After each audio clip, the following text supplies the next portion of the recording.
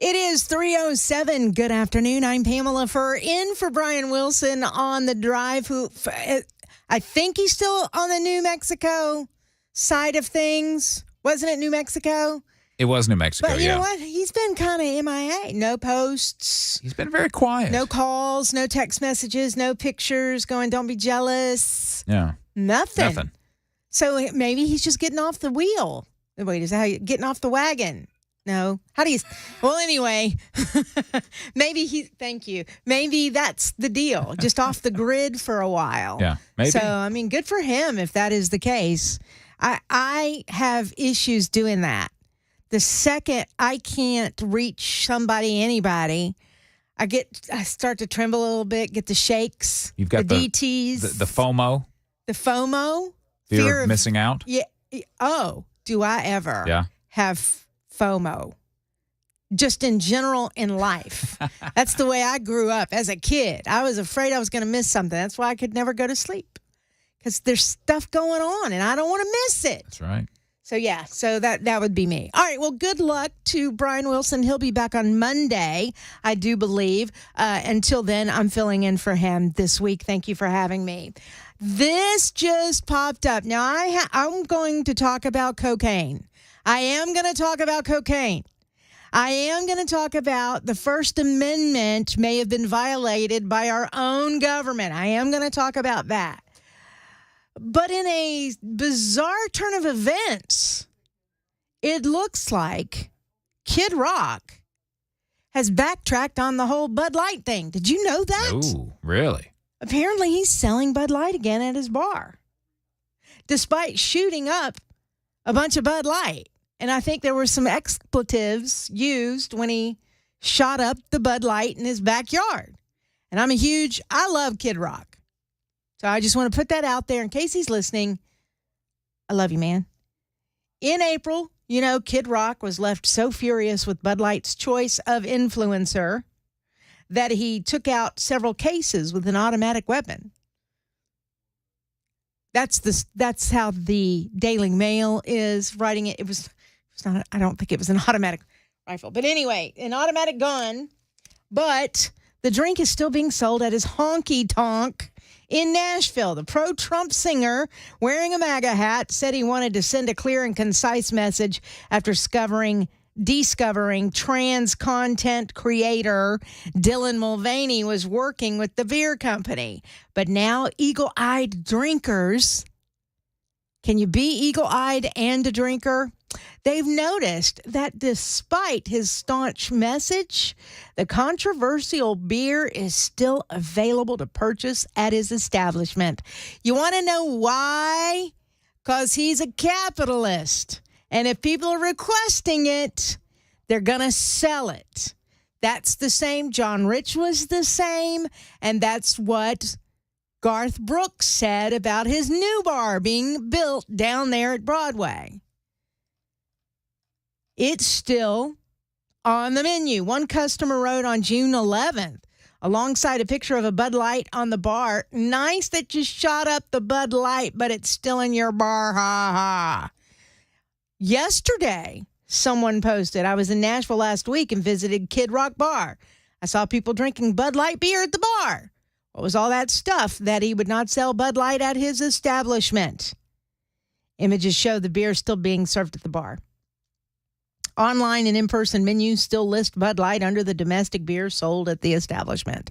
So what? Drinkers can order Bud Light's original and lime-flavored variations at Kid Rock's bar. So what? The Daily Mail reached out to the bar for comment. So far, there's been no comment.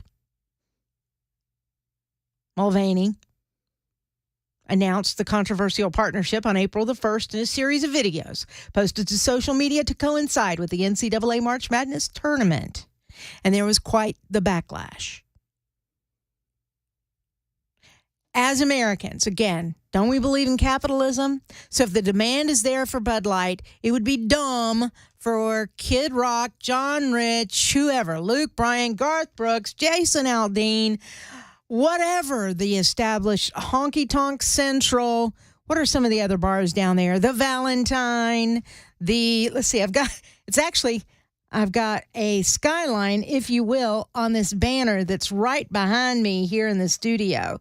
What else is there? Crazy Town used to be there. I don't know if it still is. It's been a while since I've been down on Broadway. Regardless, if the demand is there, they'll sell it. So obviously somebody's ordering that Bud Light. Now you have to wonder if it's because of the July 4th holiday, or at least, the summertime holiday, or at least fanfare. That's what was happening in early June down there on Broadway. So if people were asking for Bud Light, I'm sure they were more than willing to get rid of what was left in their freezer. Yes, we will serve this to you. 615-737-9986. Let's go to Lloyd in Franklin. Hey, Lloyd. Lloyd? Yes, hello? Yes, you're on the air. Yeah, I just wanted to make a couple corrections since you obviously don't understand what an automatic weapon is. That is not what Kid Rock used. Did you hear me say, hold on, Lloyd. Did you hear me say, that's what Daily Mail said, and then I said it was not an automatic weapon. Did you not hear me say that? No, actually, I didn't trying to digest what you said about yeah, no, Kid that was Daily Kid Mail. Rock's honky tonk. Yeah. He does not own that honky tonk. He gave the I know, permission. it's Steve Smith. I know use this. the name. I know. So why do you say that stuff? It's the headline. When I started the story, I said headline in the Daily Mail. Headline in the Daily Mail. You use Daily Mail as your gospel for your newscast every day? Yes, I use Daily Mail as the gospel for my newscast every day. Even when they're incorrect? Thank you, Lloyd. Have a good day. Bye.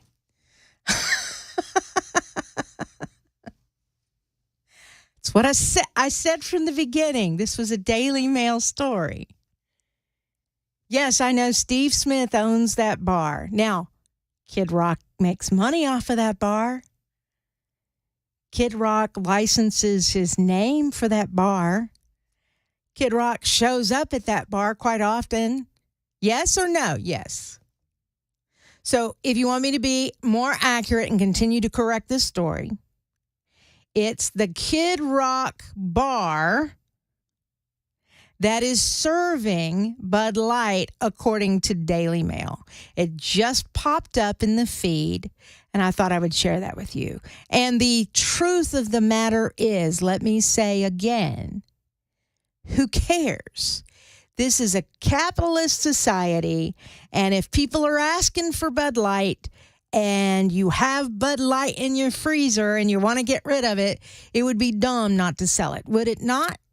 It'd be dumb not to sell it. I want these bars to make as much money as they can, especially with inventory that they cannot seem to get rid of. I didn't say it was an automatic weapon. The Daily Mail described it as an automatic weapon. And as soon as I told you what the Daily Mail said, I told you that's not true. That's not an automatic weapon. All right, so there you go for some corrections. If you need anything else, I'll be happy to pass that on to you. But that is the story here today. 615-737-9986. Tyler in Murfreesboro. Hey, Tyler, how you doing?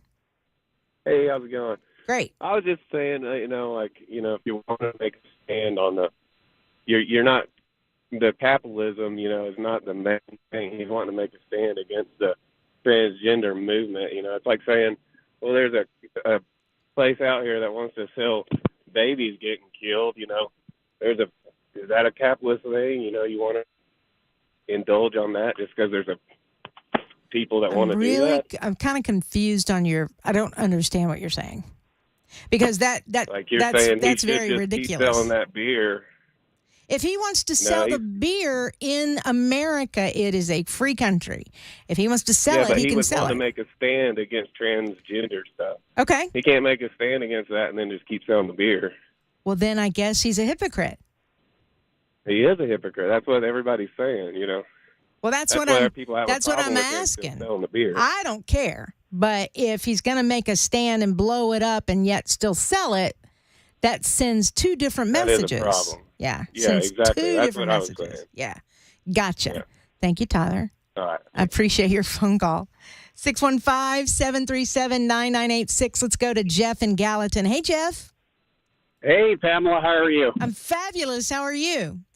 Hey, I'm great. I love your show. I agree with everything you guys say. Thank you. I just want to make a comment. I'm here to call just to back you up. If people, the guy that called from Franklin, that just shows you the example that people do not listen. So was that, it's like the Phil Valentine Van Gogh listener that he used to call them. Yeah. Exactly. I just called just to say, good girl. That's a good girl. People just need to listen a little better. That's all. So well, thank you, Jeff. You very much for what you do. Thank you. I appreciate your phone call. Appreciate your support. That is, he's not related to me in any way. So don't think that at all. But yeah, so much for the boycott. It's not much of a boycott if you're still selling it in your bar. And like I have said all along, John Rich talked to me one particular day, had him on the air, and he said, look, I'm going to let the market dictate as to whether I sell that in my bar or not. If they're not asking for it, we're not going to sell it. And so it just seems a little hypocritical. And I love Kid Rock. I truly don't care. Do whatever you want in your own dang bar. But it seems a little odd that you went through that whole display and you're still selling it. Not much of a stand there, is it? All right, now let's move on. It popped up. I wanted to bring that to you because it was such a controversial thing when he and others decided to take the stand that they did. And then the opposite side of that, comments that Garth Brooks made that people got all up in arms about. And the bottom line is always money talks. So if Bud Light's not selling very well, they're going to have to change their marketing strategy. If it's still selling, they change nothing. And if these bars who took a stand, but you've got patrons that still want it, they're going to sell it, or at least until their inventory is gone, or they're going to have a lot of beer going old. And it ages, does it not? It gets old and gross. Yes, it does. So it has an expiration on it. 319-615-737-9986. There's also a super text line that you can call in on 615 or text on 615-737-9986. We're live on Super Talk TV. That's on YouTube, Twitch, Twitter, and I'm missing one. Facebook. Yes, Facebook. You can find us there as well. I'm Pamela Furr in for Brian Wilson on Super Talk 99.7 WTN.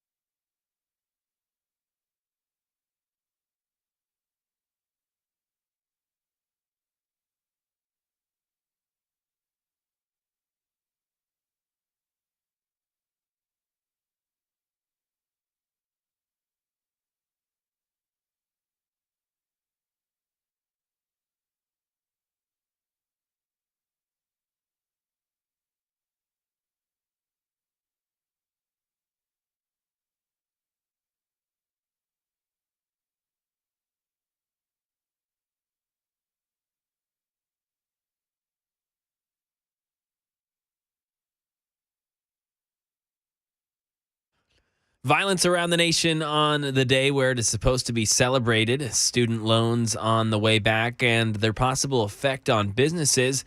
And a man drowns in Tennessee. Those stories and more coming up at 3:30. I'm Mac Morey right here. Super Talk 99.7 WTN.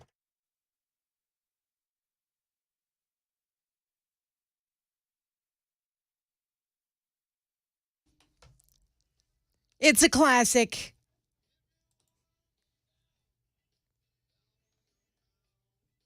Why, oh, why would you be playing this? I just don't I understand. don't understand. So we go from beer to drugs. I guess there's going to be a theme today on this show. Hey there, I'm Pamela Furr. I'm in for Brian Wilson. Thank you to all those who are listening and the haters too, because they're out in droves right now who don't really like me, and that's okay. You don't have to. I'm just glad you're listening, so thank you. You don't have to like me. It's all right. All right, so apparently, this story broke yesterday, and I couldn't believe it when I heard it. I'm going, you can't make this stuff up, that cocaine was found at the White House. And I'm thinking, well, I wonder whose it was. And if you don't know, the White House was evacuated just temporarily Sunday night because someone had found a white powdery substance. Well, the fire department did an initial test right then and there. Even hazmat teams were called in, the whole 9 yards, and determined, oh yeah, this is cocaine.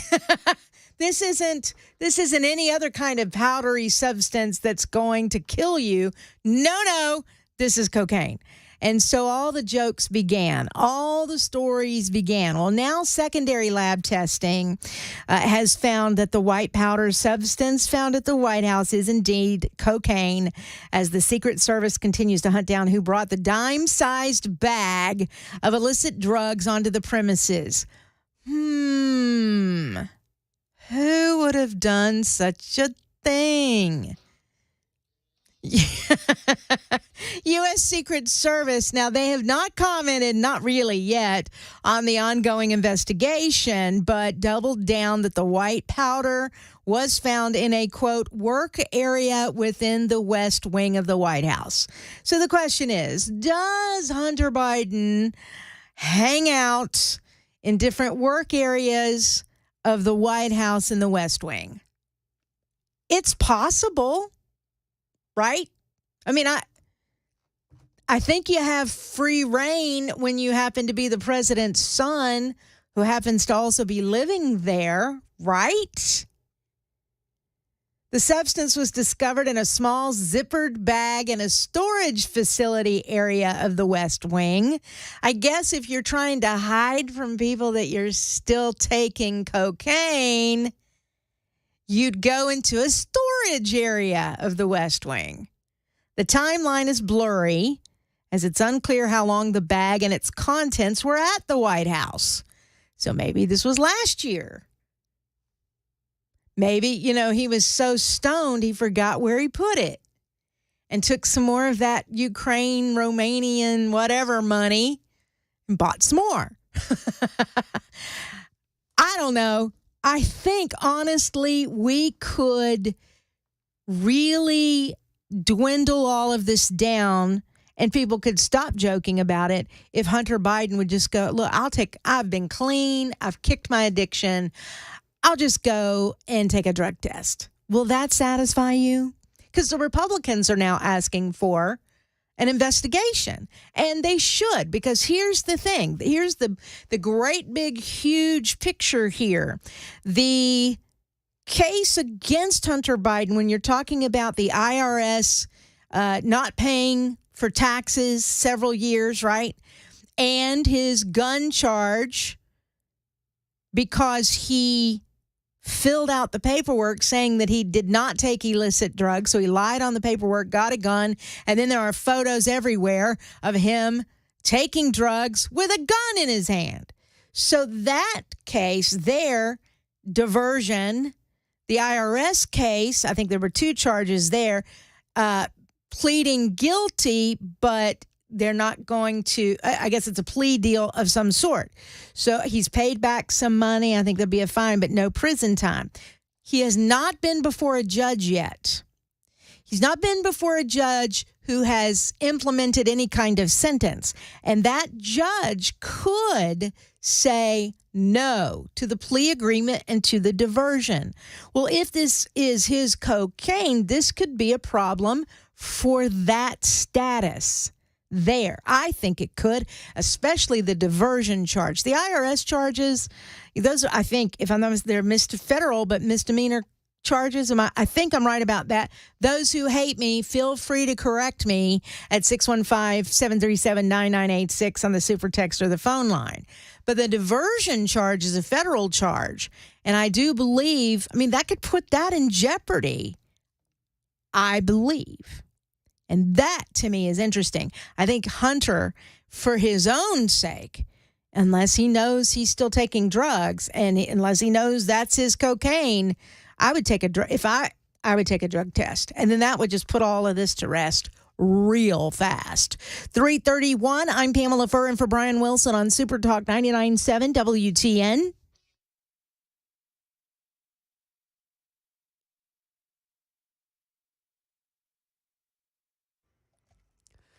"31 minutes after the hour of 3 o'clock. I'm Mac Maury with your top stories. Another hot day in the mid-state, 93 degrees, and the chance of showers today, tomorrow, Friday, and through the weekend. Traffic and weather coming up in about 5 minutes. The United States often sees an uptick in gun violence around the 4th of July holiday, but this one was no exception. Ann Flaherty has more. According to the Gun Violence Archive, there were 17 mass shootings over the holiday weekend. 18 people were killed and 102 were injured. We are begging Congress to protect lives and do something about America's gun problem. That's Philadelphia Mayor Jim Kenney speaking after a shooter used an AR-15 to open fire in the city Monday night. Here in Nashville, there were 3 deadly shootings over the holiday. And some of the nation's businesses might want to get prepared now for something that happens next month. Sherry Preston says the resumption of student loan payments could affect their bottom line. For the past 3 years, people in debt from college have gotten a reprieve. That will soon be over. Student loan payments will resume next month, and that could be bad for places like online retailers, bars, and restaurants. They're expected to take the brunt of spending that would have gone to them, but now will be going back to lenders. The average borrower who took money out for college pays about $300 per month in student loan bills. A drowning in Tennessee. A man drowned last night near the Normandy Dam. The 37-year-old reportedly went to go get his shoe. It fell in the water. He never came back up. Emergency officials located him in that same area where he went underneath the water. And that is the latest news. Weather and traffic are next. I'm Mac Maury, WTN News.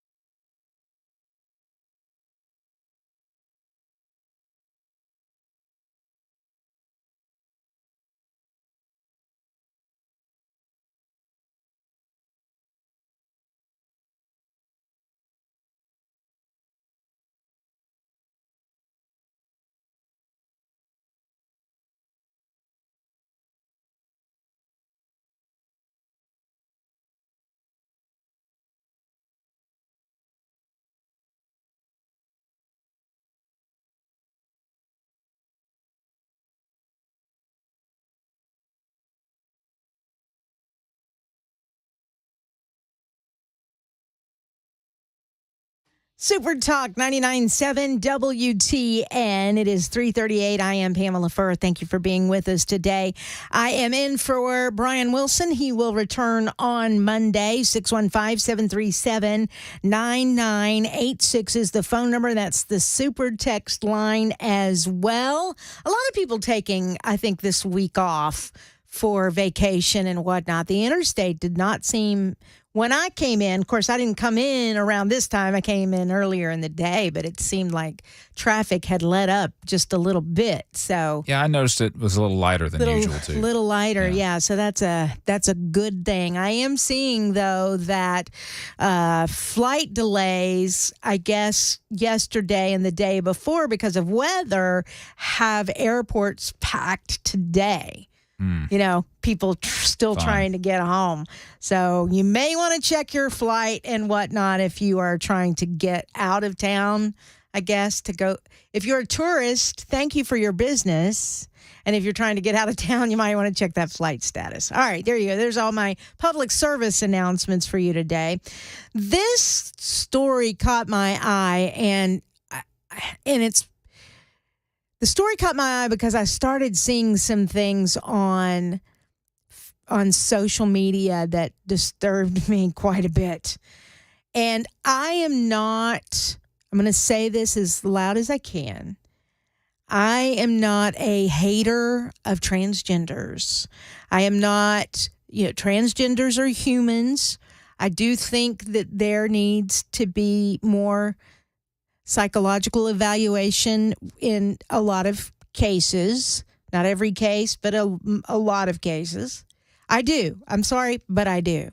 But I don't hate anybody, except for people who send me text messages and say really rude things to me. No, I don't hate you. I have some very dear gay friends. I have, let's see, that's the LB... what's the G? LB, lesbian, bisexual. G is what? Gay.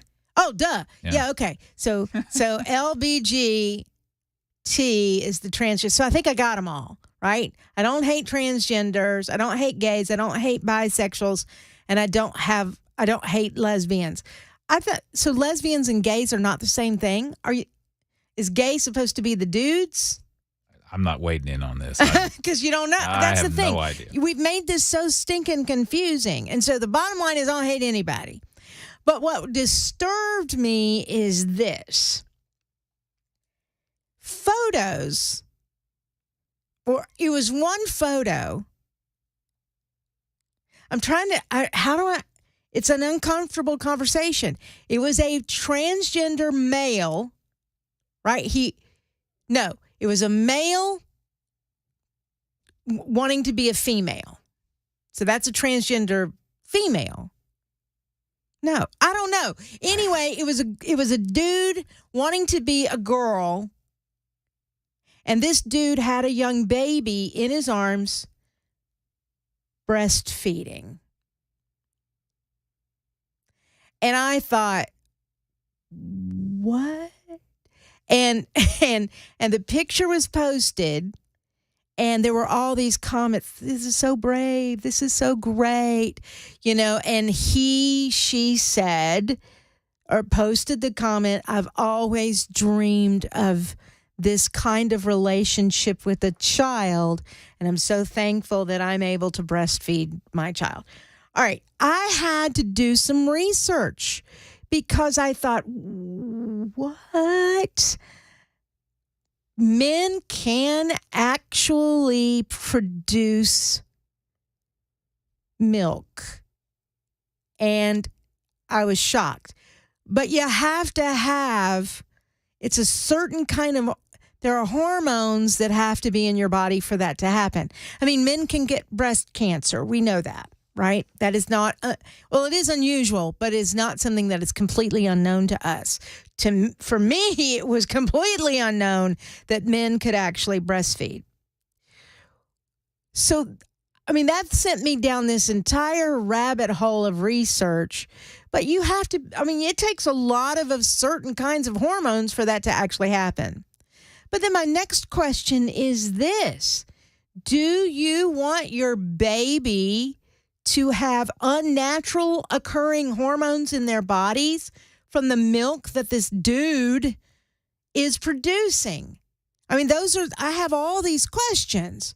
Well, then a story came out. It was as if my phone and my laptop were listening to me and decided to find all these articles for me about it, and I didn't even ask.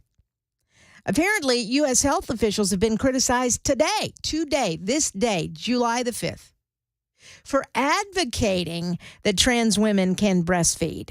All right, so it's trans women if you are a dude wanting to be a female, then you are a trans male, that you are a trans woman. Without highlighting the health risks to the baby. I knew it. I knew there had to be health risks. That's why you want the mother of a child eating properly, getting the right vitamins. If she plans on breastfeeding, you want her to do all these right things so that the health of the baby will be top of mind. That child is being fed the best nutrition it could possibly get from the mother. So if you're talking a trans woman breastfeeding, everything that makes that trans woman chemically able to do that is all artificial. It's not naturally occurring. Several information pages on the Center for Disease Control and Prevention website appear to be endorsing chest feeding. So that's what you call it now. Chest feeding if it's a trans woman. A term used to describe feeding an infant milk directly from the breast by trans and non-binary parents. One section titled Health Equity Considerations claims an individual does not need to have given birth to breastfeed or chest feed. Another section in the question and answer part about breast surgery titled, quote, can transgender parents who have had breast surgery breastfeed or chest feed their infants? The answer was families may need help with medication to induce lactation. Well, I mean, I told you that. Doctors are now saying, though, that the CDC has a responsibility to disclose the lack of research and potential risks. There are tons of risks. One of the medications used to produce milk in biological men has been linked to heart problems in babies. And you want to chest feed your child? How selfish of you. So you can experience this. You're a dude. You are not naturally able to do this. You can claim so, but it's actually not the truth and can be detrimental. Those non-naturally occurring hormones that you're putting into your body are not good for a young child, a baby. The CDC not responding so far to questions about this. Biological men who transition to women can produce breast milk by taking several hormone drugs that mimic the changes a woman's body goes through during the late stages of pregnancy and shortly after the birth of a child. But one of those drugs, let me say this again. One of those drugs can pass into breast milk in small amounts and can sometimes give babies an irregular heartbeat as a result. The FDA has warned against one of them. It's called domperidone. I'll get it. It's an anti-nausea drug that ups the levels of prolactin, the hormone which encourages milk production. There hasn't been enough testing. So the selfishness, I am putting it in those terms. The selfishness of a transgender just wanting to experience what a woman goes through during this time, instead of doing exactly what is best for your child. That is just beyond me.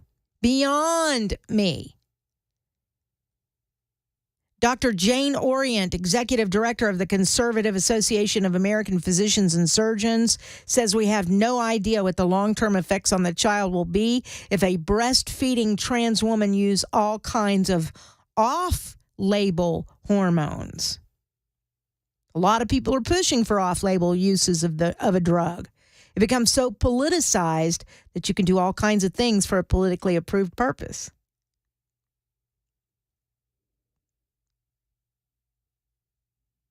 This is 2023, y'all.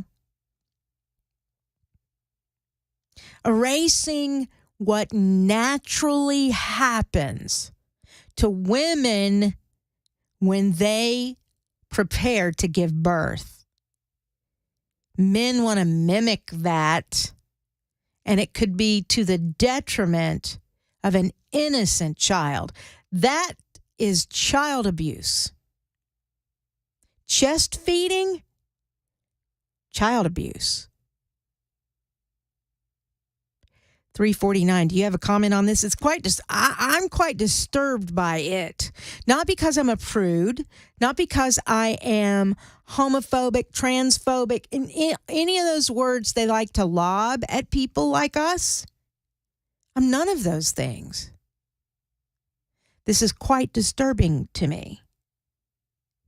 And here's what's crazy. It's going to get worse.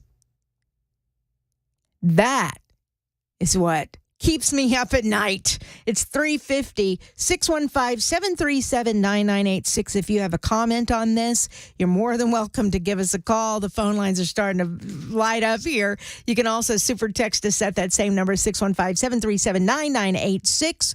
It is 350 on Super Talk 99.7 WTN.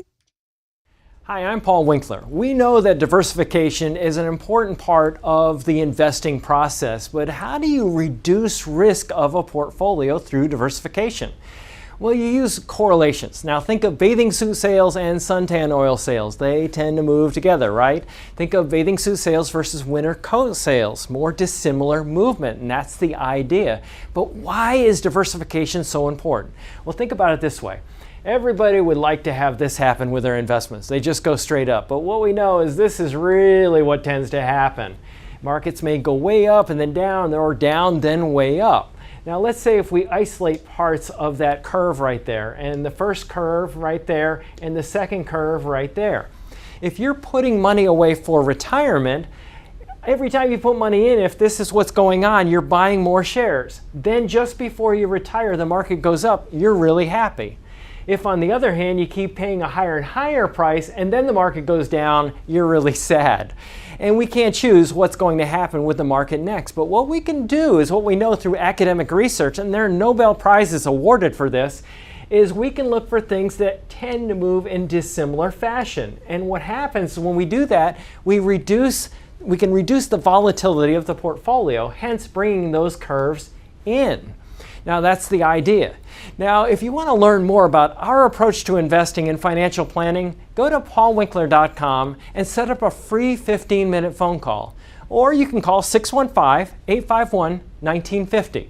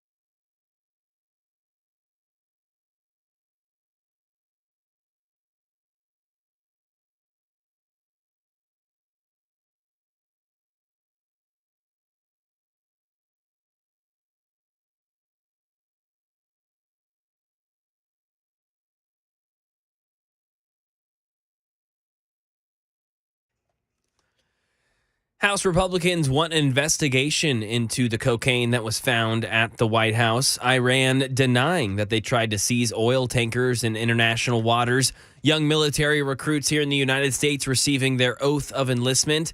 And Meta trying to compete with the Bird app. That and more coming up at 4. Super Talk 99.7 WTN. The Bird app. Actually, I want to sign up for that alternative. I'll let you do your story, and then we may talk about this at some point in the show today, because that kind of interests me a little bit. Interesting stuff. Yeah, just because I have said all along with Twitter putting kind of a cap on how many tweets you can read without actually paying money to see them.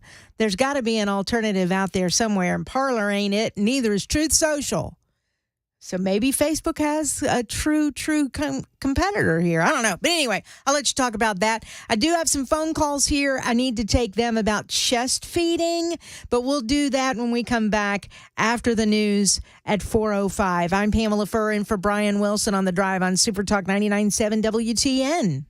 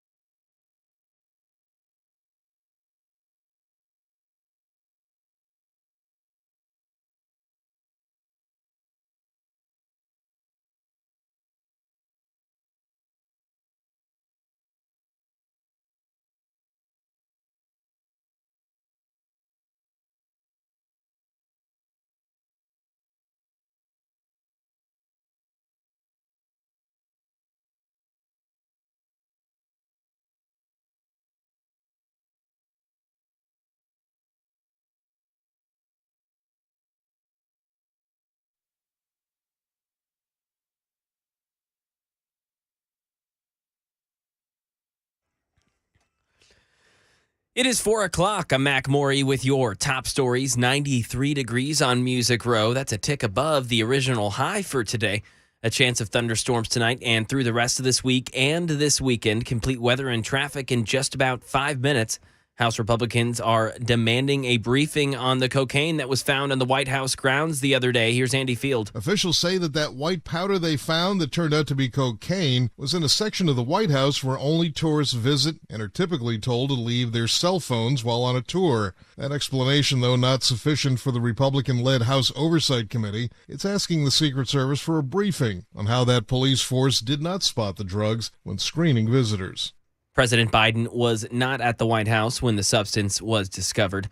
An Iranian defense official denies claims by the U.S. Navy that Iran tried to seize 2 commercial oil tankers in the Gulf of Oman Luis Martinez has the U.S. Navy's side of the story. The Navy says that two oil tankers transiting through the Gulf of Oman, east of the Strait of Hormuz, were approached by two separate Iranian vessels, and that in one case it appeared that they were trying to seize it. So they issued a distress call, and the USS McFall came to its rescue, and then they put some drones overhead to ensure its security. Then just 3 hours later, another incident, but this time it was another Iranian warship that was firing upon another oil tanker. Again, distress signals. The McFall goes as fast as it can to that location, and the Navy says that as it arrived, essentially the firing stopped and the Iranian vessel went away. A Tennessee man indicted on murder charges. Channel 4 says that 28-year-old Dwayne Peter Harrell was accused of killing his ex-girlfriend and putting her inside of a plastic container. Police found her body inside of his apartment. Harrell remains in Metro Jail without bond. And over to some news from the Pentagon. Young military recruits here in the nation received their oath of enlistment. Luis Martinez covers the Pentagon. Defense Secretary Lloyd Austin's visit to Fort Meade was pegged to the 50th anniversary this week of an all-volunteer military. The secretary told the 85 new recruits they are joining something bigger than themselves. You've arrived here as individuals, but you're going to leave here as part of a team. Secretary Austin saying the power of today's military is a testament to every American who freely volunteers to keep our nation safe. Some of the military branches are struggling to find new recruits, including the U.S. Army, which is likely to miss its recruiting goals for a second straight year. And some social media news. Meta set to launch its new Threads app this week. It's a direct challenge to Twitter. The platform will have a similar look and format to Elon Musk's platform, but will also reportedly allow users to keep their Instagram names and follow the same account on Threads. That is the latest news. Traffic and weather next. I'm Mac Morey, WTN News.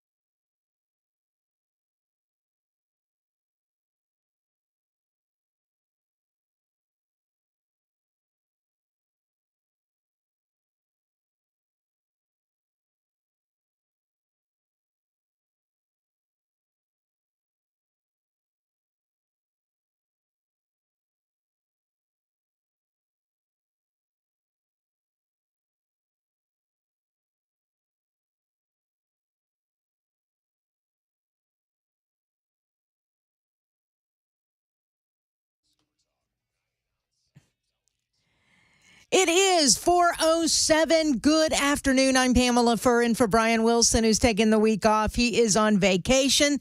Leave him alone. He's trying to unplug, but he will be back on Monday right here on Super Talk 99.7 WTN. Thank you for being with us today.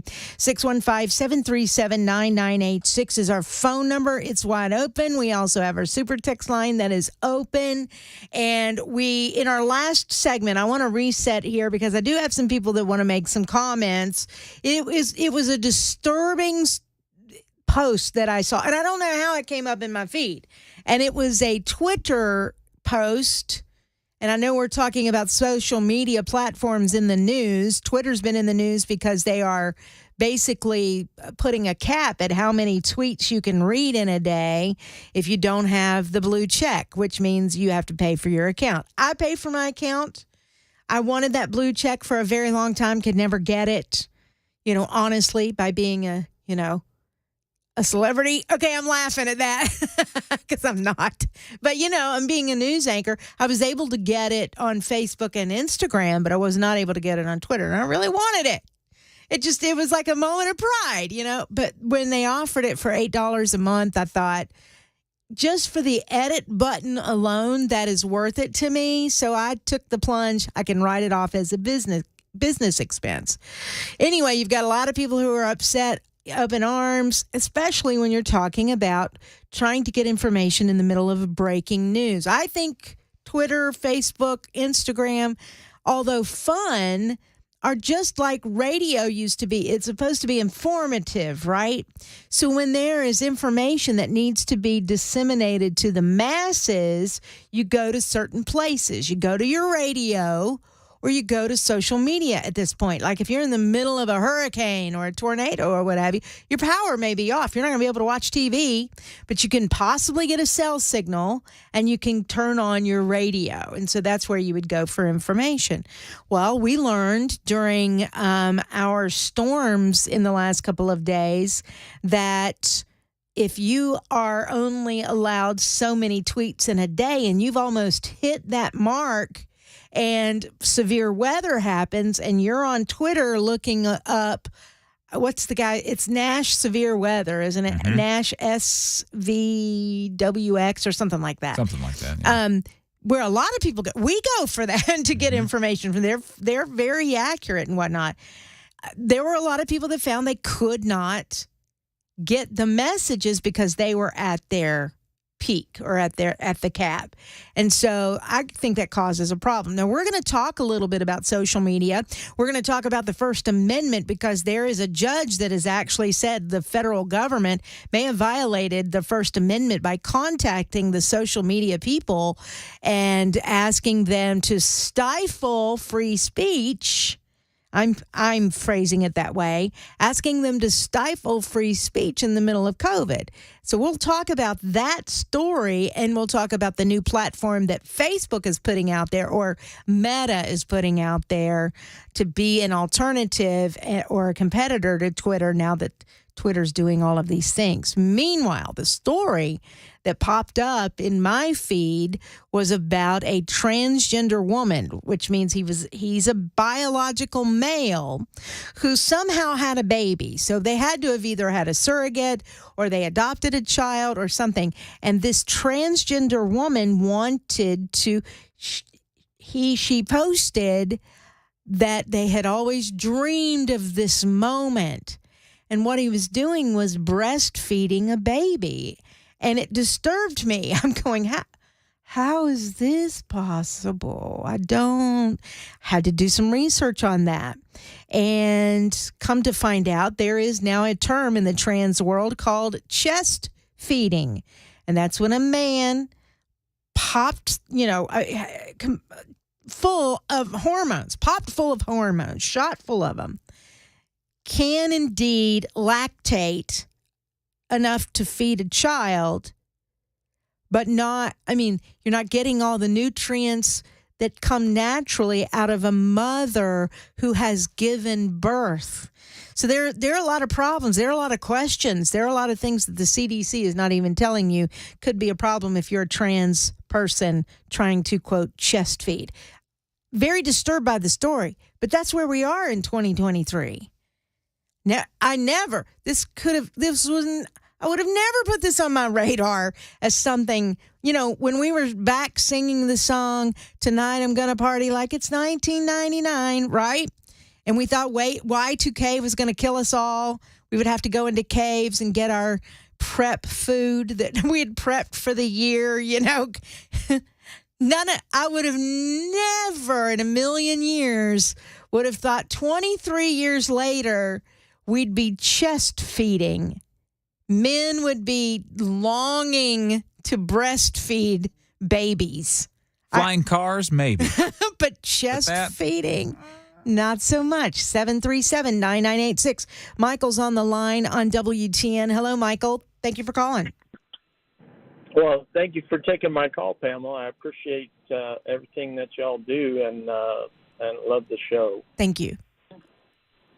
Just really quick, I wanted to point out something that, you said you're finding out more by doing research, and I kind of did the same, and I think this is really good because no matter where you stand, whether you're part of a traditional family or you're part of a transgender family and you're having a child, I think it's something that everyone, regardless of where you fall in that spectrum, really needs to think about. And it was good because I listened to some videos from some doctors about this very topic, and they put it as a layperson would put it. And basically what they said was, you can artificially synthesize those nutrients, etc. But the baby apparently tells the mother that they're nursing from exactly the hormones they need. And, everyone's different. And basically it's a chemical conversation between the saliva from the baby and the birth mother. The birth mother, and that communication, that chemical communication, tells the mother exactly what nutrients need to be in the milk that she's producing so that the baby gets that. And what the doctors were saying is, unless you're a biological female, that conversation is absent. Yeah. So if you're transgender and you want optimum health for your baby, you really need to think about that if you're going to be doing, chest feeding instead of figuring out a way for a child to get biological female breastfeeding. I mean, the body is an amazing thing that God created, and he already figured all this out. Right. Gave us all the tools that we need to do this naturally. And I know there are exceptions to the rules, of course, but there is no exception to a male being able to produce naturally everything that a child needs. It doesn't happen. If God intended that, he would have done it. Yeah. Already. Yeah. Exactly. So thank you. I really appreciate you taking my call, Pamela. Sure. Absolutely. Thank you, Michael. And I know this is a disturbing, bizarre, it's just, but it's out there. 615-737-9986. Let's go to Eric on the line. Hi, Eric. Hello. Hello. Yes, I was commenting on the chest feeding. Yeah. What's up? And I was thinking in terms of the recent incident with the passengers on the submersible going to see the view of the Titanic. And what I thought about in terms of this chest feeding over and over again, we take a desire that might in some ways be somewhat genuine and an interest in curiosity, but then we violate the laws of physics or basic anatomy, and what happens in the end is what happens with the submersion. That is that basically things just implode on us. And as over and over again, as we get into this, in this era here, we're just simply stepping out of bounds, those laws that God put in place day one, and sooner or later, it implodes on us and brings destruction. Thank you. Thank you, Eric. I appreciate the phone call. 615-737-9986. You can super text us as well. We've got Kenyon on the line from Gallatin. Hey, Kenyon. Hey, Pamela. How are you? I'm disturbed this afternoon, a little disturbed. I'm disturbed, too. Look, I think it is disturbing to think about a man breastfeeding a baby. But you got to, I can see the argument on the transgender side. Well, they're not getting all the vitamins from, formula, and people don't always breastfeed. But it's sick. It's twisted. I mean, I can't believe we're at this point right here where men are trying to breastfeed babies. It's see, you're like me. You're like, I don't know what to say. I'm a bit speechless, Kenyon, and thank you for your call. I'm speechless. I'm trying not to offend anybody, but this is a little bit offensive. It's, as a woman, I can tell you it's a bit offensive. God has given men abilities to do things that we as women cannot do, and we should celebrate that. God has given abilities to women that men cannot do, and we should celebrate that.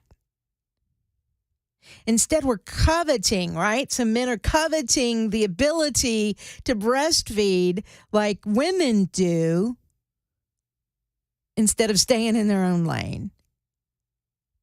It's one thing to put on a dress as an adult, put on some high heels if you're an adult male. And then it's even another thing to take it to the next level where you're cutting things off and you're injecting yourself with female hormones. But now we're talking about bringing someone else into this, an innocent child that can't decide for themselves whether they want to participate or not. The only thing for them is, I need food, right? I need food and I need sleep. I need food, water, and sleep. I need nutrients and sleep. And if you're giving them nutrients that could harm them, isn't that child abuse? Isn't that a form of child abuse? If you're not giving them the nutrients that they need, isn't that neglect? In a way, a form of neglect? 615-737-9986. It is 4:20. I am Pamela Furr in for Brian Wilson on The Drive on Super Talk 99.7 WTN.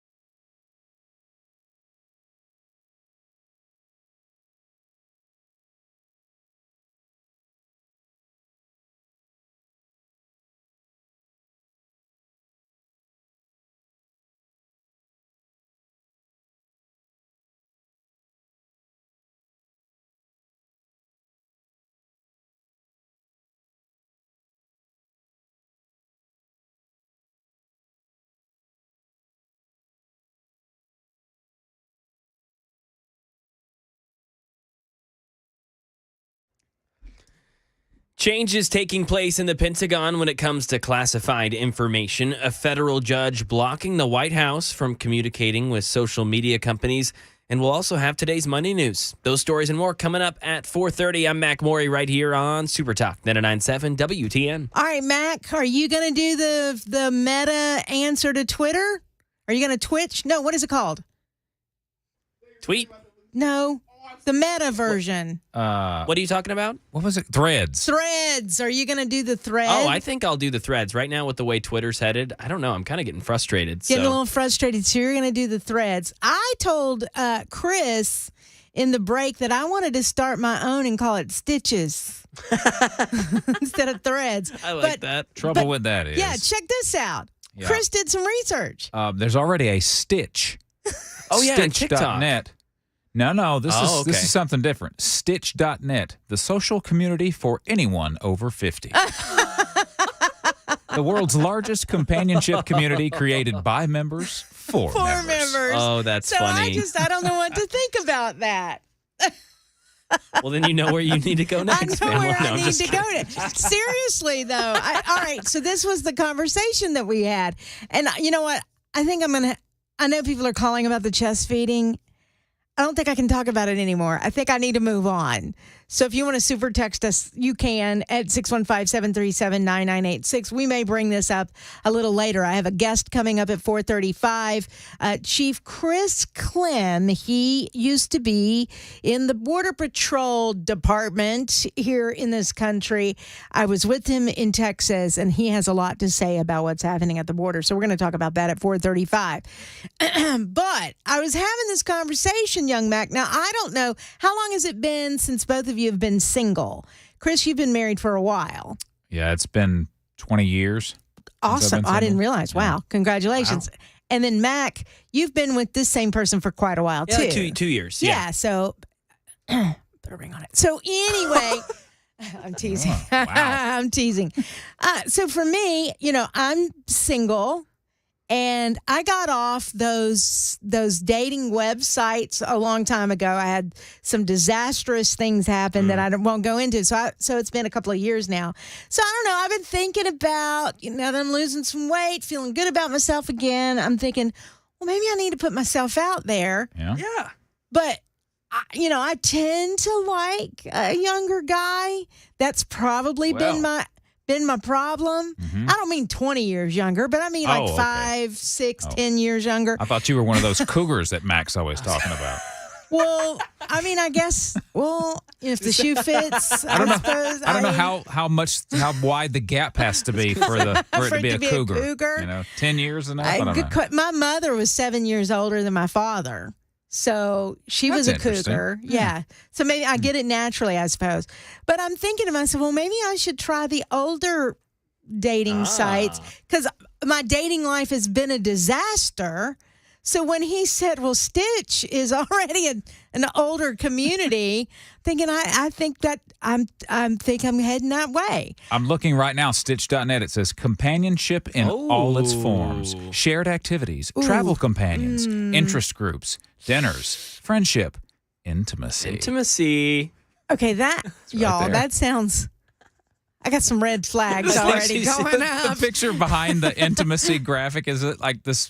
They look like they're 90 years old. This couple sitting there holding hands. Holding hands, a walker on one side and an oxygen tank on the other, which is my future, by the way. I'm not making fun. This is going to happen to all of us. Yep. But I don't know. I've been thinking, isn't there like one for 50 and older? Maybe I should go for an older guy. You know what I mean?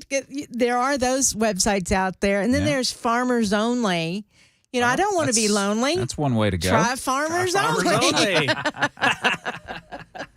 Been watching late night TV, have you? Oh, my God. The fact that I know that slogan, I think that's pretty sad. All right, it's time for news. And then we're going to get into some serious talk about the border. Maybe try to come up with some solutions to the border and get a real life, first-hand knowledge kind of conversation from someone that has lived it, been there, done that, as they say. So that's coming up straight ahead at 4:35. I'm Pamela Furr, in for Brian Wilson on the drive on Super Talk 99.7 WTN.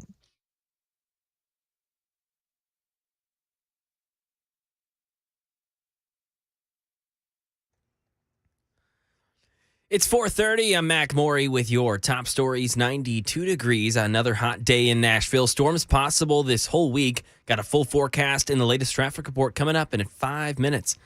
The Defense Department's response to the disclosure of top secret military intelligence discovered earlier this year is beginning to take shape. Luis Martinez breaks down some of the changes the Pentagon is implementing. What you're going to see is a tightening of controls in those secure rooms that Jack Texera had access to as a computer IT specialist. And you're going to see tightening of who has the need to know access to those documents themselves. As an IT specialist, he had access to the computers on which those documents are on, but he did not have the need to know access. And so you're also going to see the posting of new top security control officers. Previously, that was something that was optional, but now it's going to be required. And those officials are essentially going to be the ones that are the points of contact for security concerns. And the Pentagon says there was no, quote, single point of failure in its review of this major leak. A federal judge in Louisiana blocking the White House from communicating with several major social media companies. The ruling is in favor of attorneys general for Louisiana and Mississippi who sued the White House, claiming that they went too far during the pandemic, pushing social media companies to address posts which the White House claims could have made Americans resistant or hesitant toward taking the COVID vaccine.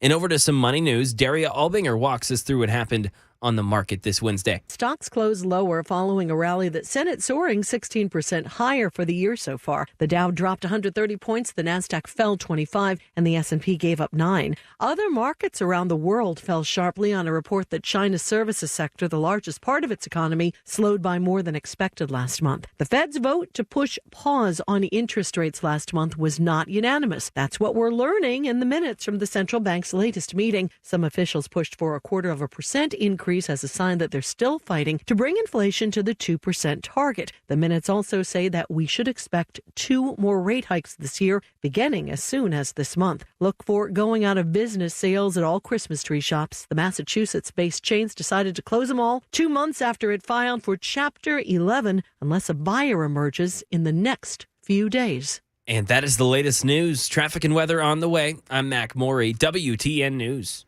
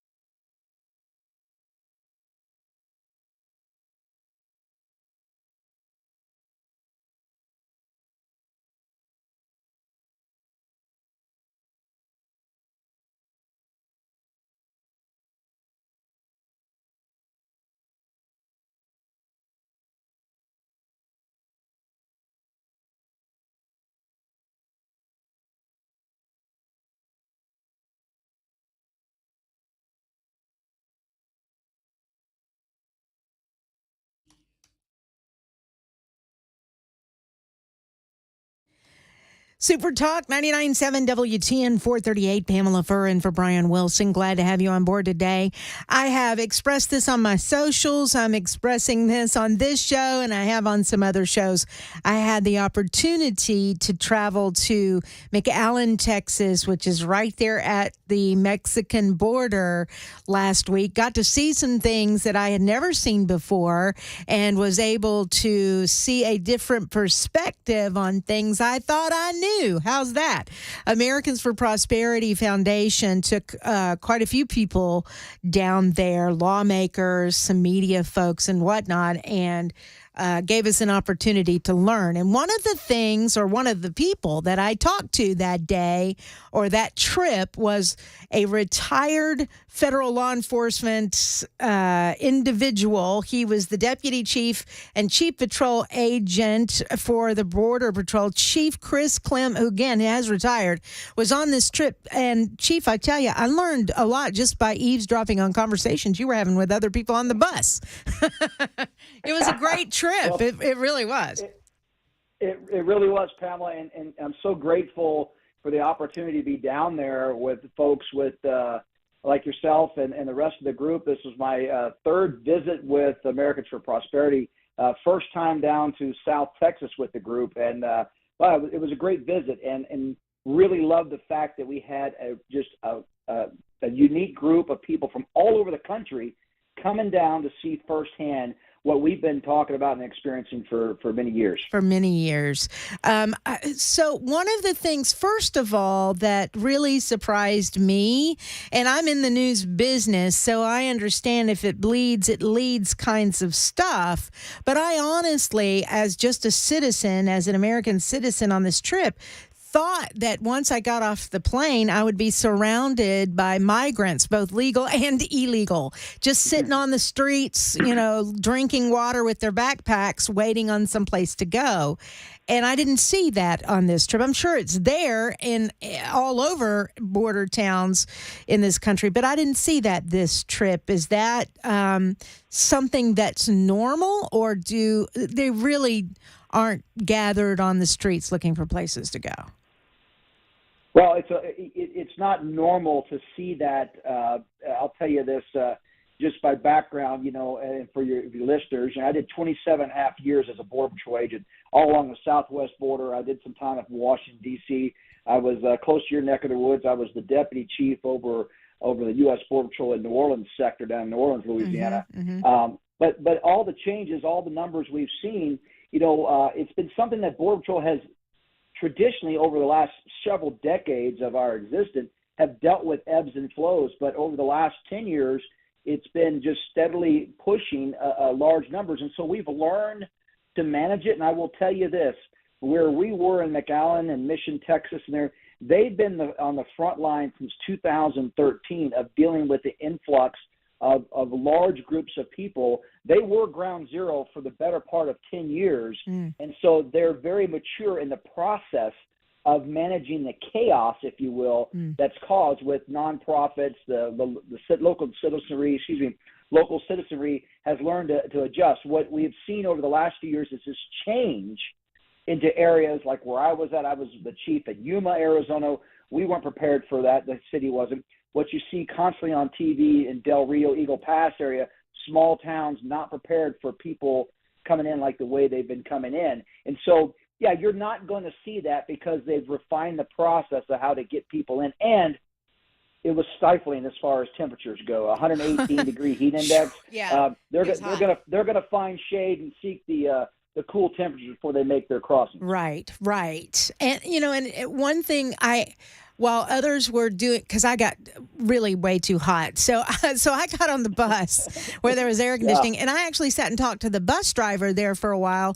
And what he said was, even though he's taking us on these tours, he said when Title 42 ended, that their bus companies were so busy taking those who had been processed at the port of entry to places like Catholic Charities and other charity organizations that were trying to help families and other migrants who were legally crossing, although it would take forever, and that take them to the airport. But he said it was like a back and forth for a good 2 months of all day, every day back and forth of getting migrants to where it is that they needed to go after that. He said he had not seen anything like it, even in the last 10 years, like it had been in the last couple of months. Well, I can tell you that transportation lines, especially the bus lines, have been, nonstop for the last few years. I mean, that we have taxed them out to try to move people in and out of border communities. Where you were at in South Texas, I mean, that is the valley, and there's multiple communities as we pass through in that area. So there's a lot of resources. You get into areas out when you go upriver and further west where you don't have, like in Yuma where I was at, we didn't have a bus station. Right. I mean, it was along Interstate 8. Greyhound wouldn't stop. There was a stopping point for them if there was a room on an empty seat. But back to your point is it was nonstop, and that bus driver explained what was happening. If there was a vacant seat on a bus to get out or around from the border, it's being filled. In fact, I hope you didn't have any travel issues getting out. I know I did, but while I was sitting there wanting to know if I was going to get rebooked, I looked at everything from rental cars to what would it take to get a bus just to San Antonio. There was nothing for 4 days that was an empty seat to get out of McAllen. I wasn't planning on taking the bus, but I was just looking at options, right? Right. And so again, that part is been taxed out. I guess that's a good thing because the bus lines are profiting and but making money. For everybody else everybody's trying to travel, and if they use the bus, they're going to be hard pressed. And I don't know about you, but I know there were some of them flying on the flights I was on, getting out of the valley. Yeah, no, actually, I didn't have any problems, but I also flew out at 5 o'clock in the morning before some of those problems started hitting. So, all right, so let's do this. So, it was a fact-finding mission, if you will. There were a lot of lawmakers that were on our bus, and then we had discussions after our tour at the water reservoir, at Catholic Charities, at other places, at the border wall, and what have you. Then we had a conversation, and I've been one of these, Chief Clem, that has said for the last couple of months, you give me a presidential candidate who will say, I will close the border on day one, and he's got my vote. Well, after this trip, I've changed that a little. The answer to all of this is not closing the border at the ports of entry. So if that is not the answer, what is the answer? Because there's so much commerce, not only just commerce coming through those ports of entry, but you have legal workers who are coming across the ports of entry and working in towns like McAllen, Texas, at the manufacturing companies and all of that, which really surprised me how much manufacturing was there in these small towns in Texas. So you close the border, then that's going to hurt our economy as well. So that was one of the questions that I asked in our little meeting after. So we closed the border, and I heard all these yells, no, no. I think you might have been one of them. So what's the answer to our problem?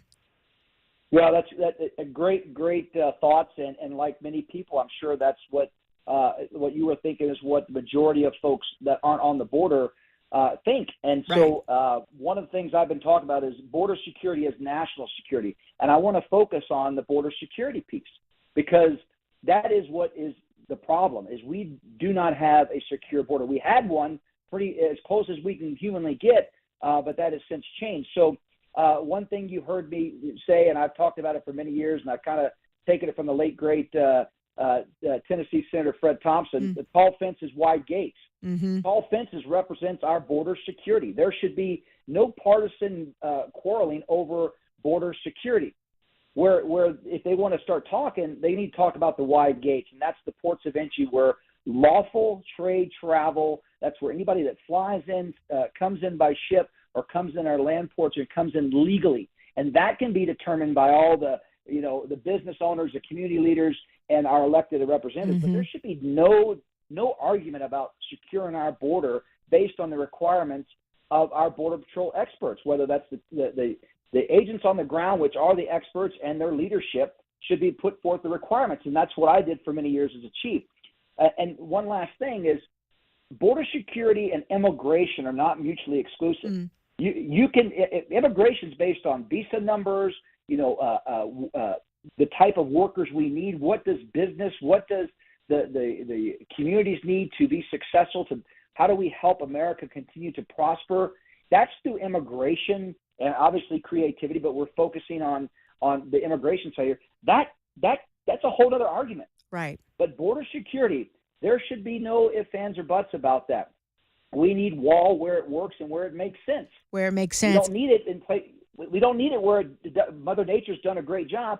Then we replace it. We use technology and we use agents and we use all the things that are at our disposal. You know what surprised me too? I hate to interrupt you, but you know what really surprised me? You're talking about border security and border agents when I think it was you, mentioned how many police officers are in New York City alone, and it's more than double the number of patrol agents, border patrol agents you have for the entire country, not just the southern border. You have 19,000 or so, I'm rounding, and in New York City, it's like 55,000. So that doesn't make any sense. We need to hire more border patrol agents. Yeah, absolutely. So I think the numbers of over 40-something thousand sworn officers assigned to New York Police Department. And we have 19,000 Border Patrol agents. And that includes chiefs like me who weren't out there chasing people every day. 19,000 for the whole southwest border, the whole northern border, and our coastal border. So, I will tell you that I know that former National Chief Raul Ortiz, who just recently retired, in the last budget, we proposed, for up to 3,000. We'd like to have 5,000, but I think the number ultimately we proposed was 3,000. What we got was 300. That does not even keep up with attrition. No. So, that when you have a problem, and I want your listeners to also understand, while we have a immigration issue because we got people coming in trying to take advantage of some of the systems, and then there are some people that really, we need to be taken in. They're being persecuted, and we need to help. But what this is causing, it's pulling our Border Patrol resources to deal with a migration problem that are just giving themselves up, and that's creating all sorts of vulnerabilities because the numbers that we report are what we know. The known gotaways that we report is what we know, and gotaways are people that we've determined either because we got their footprints or we caught them on video surveillance, but we never apprehended them. That's what we know. So when agents are processing thousands of family units that are just giving themselves up in a hole in the fence, who else do you think is getting around us? And that's where what's happening in McAllen, what's happening in El Paso, what's happening in San Diego today is in your backyard tomorrow if we don't stop that. So, again, policies to adjust the migration, this illegal migration that's happening, but we need, again, the tall fences in the form of infrastructure, access roads, technology, sensors, all the things that we were working on and we were working to get to the previous years, and it just came to a screeching halt. In 2021. And I notice you're not using names, you're not being political here, and I appreciate that and I respect that, but obviously we all understand what you mean. Yeah. Well, look, I try to leave my opinion out, and if you ask my opinion, I'll give it to you.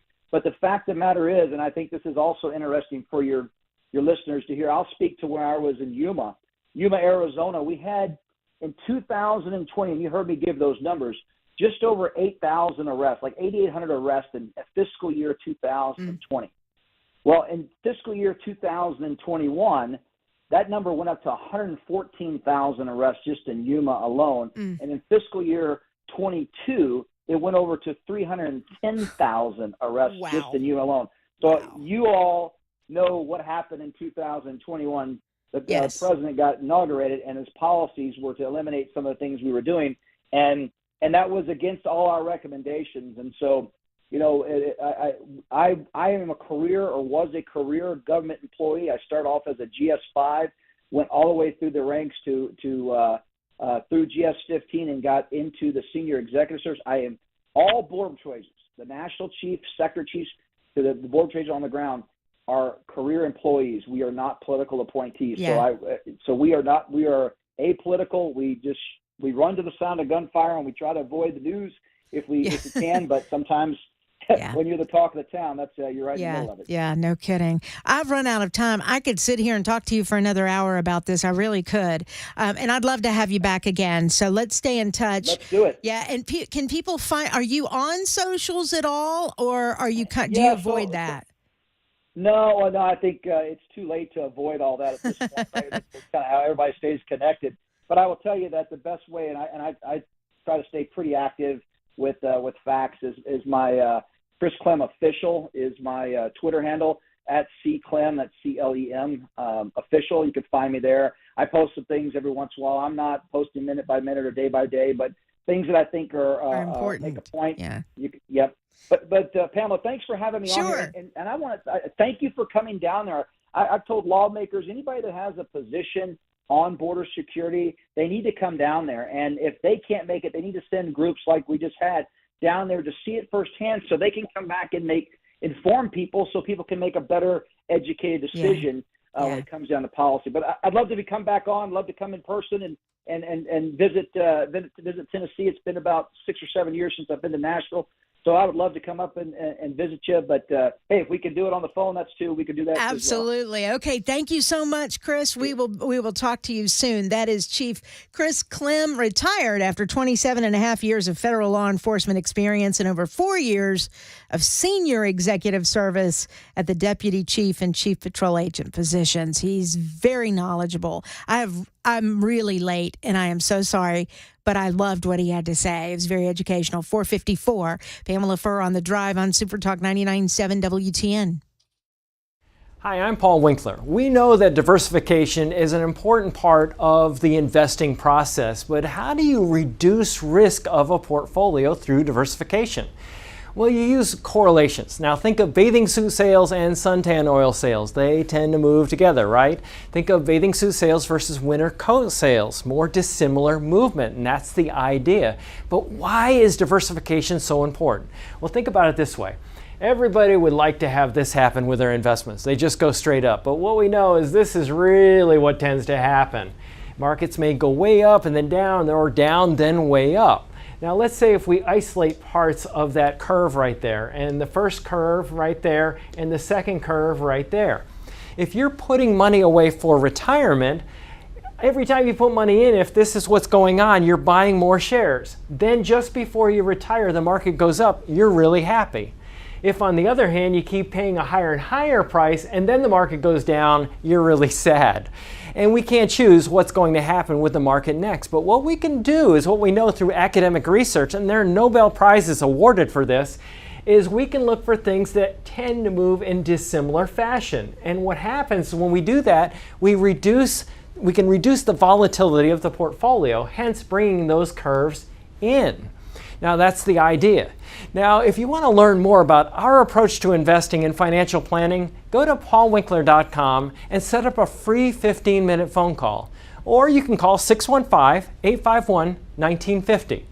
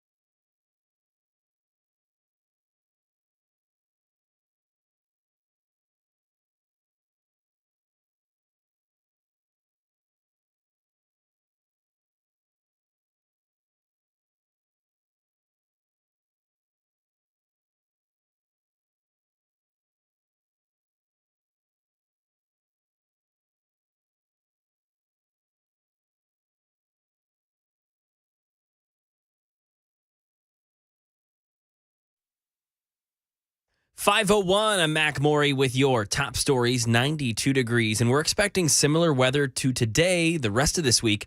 Chances of thunderstorms to go along with that as well. A complete weather forecast, latest traffic report upcoming in 5 minutes. 3 deadly shootings took place on the 4th of July here in Nashville. The shootings occurred at Buena Vista Pike. It ended a 27-year-old Christopher Harris's life. Over 100 rounds were shot from approximately 7 different suspects in that shooting. Another shooting took place at Lebanon Pike, where a 23-year-old man, Angel Rodriguez Troche, got murdered on his way home. And this incident's still being investigated. It's being investigated as a targeted act. And then the Fallbrook Apartments was where another shooting took place. A teenage boy, now identified as 16-year-old Atabo Mayland, died from that shooting.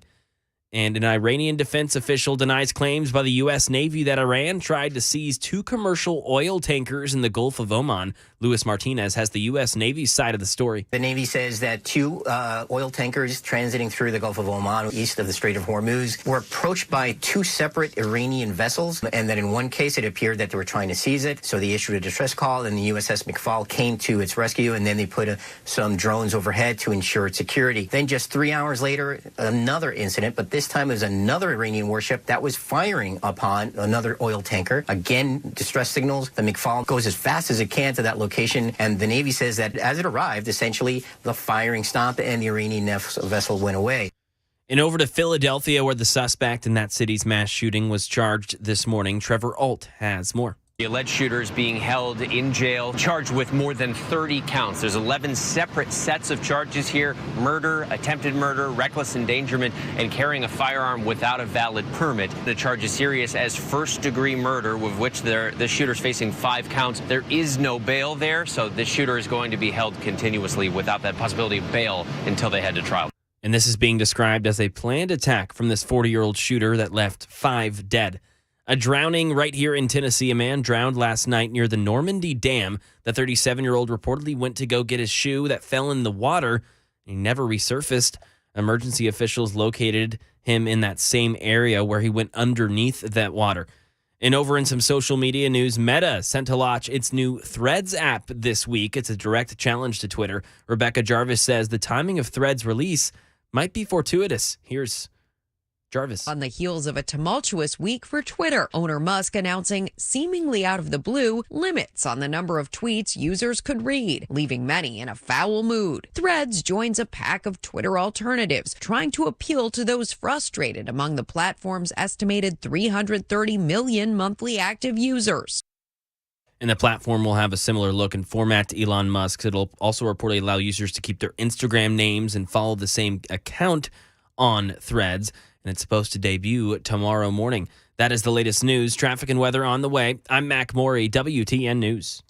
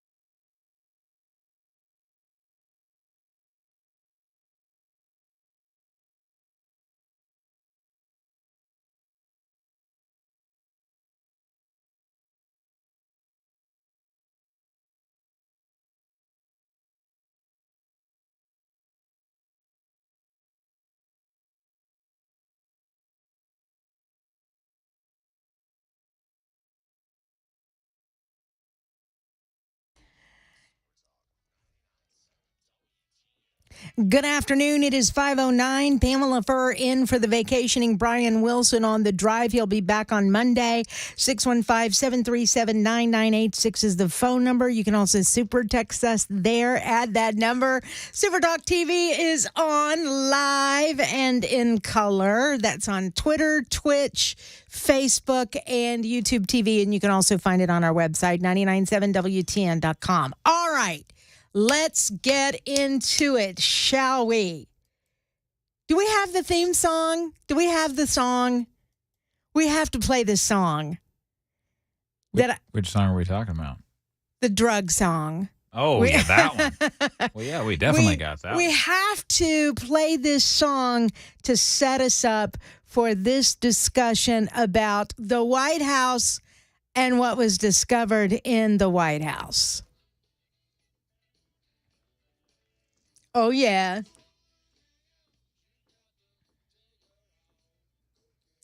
Cocaine, baby.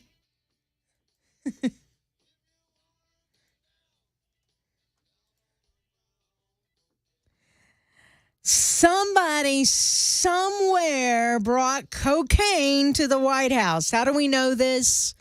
We know this because Secret Service did a sweep and found a powdery substance Sunday night and evacuated the White House, evacuated the West Wing.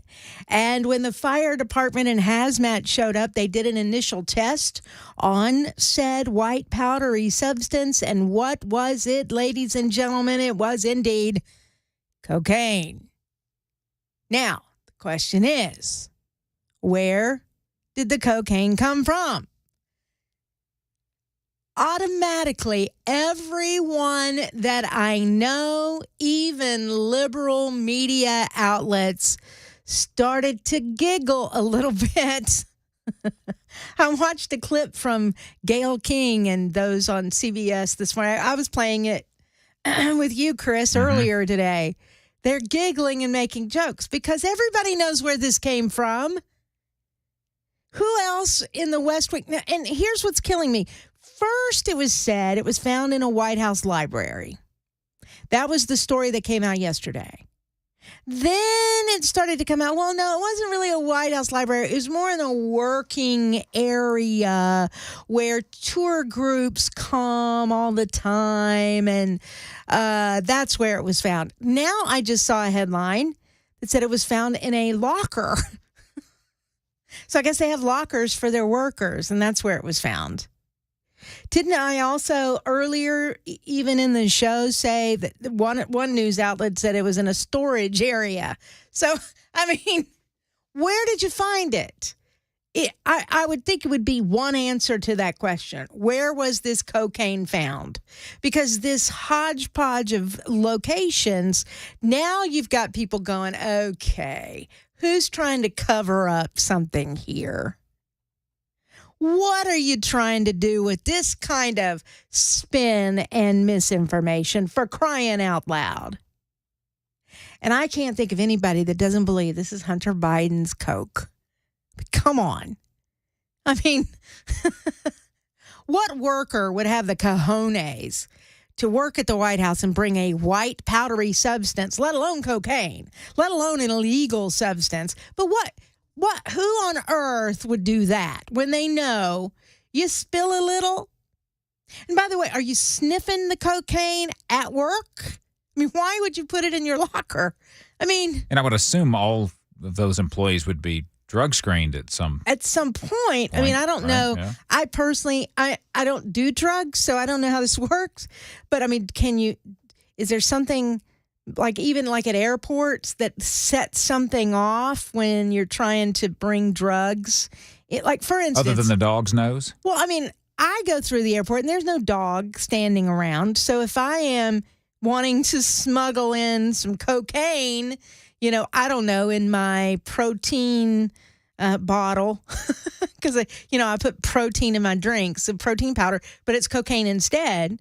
There's no dog sniffing right there, so something has to set it off, right? Unless it's behind the scenes, unless they're focusing on maybe luggage that's checked And once it's out of your That's possession, when and they then sniff. the dogs are back there sniffing. And I don't know. I don't see again. I don't. Yeah, no clue. I haven't done the research on how to smuggle cocaine into an airport, so I really don't know the answer to these questions that I have.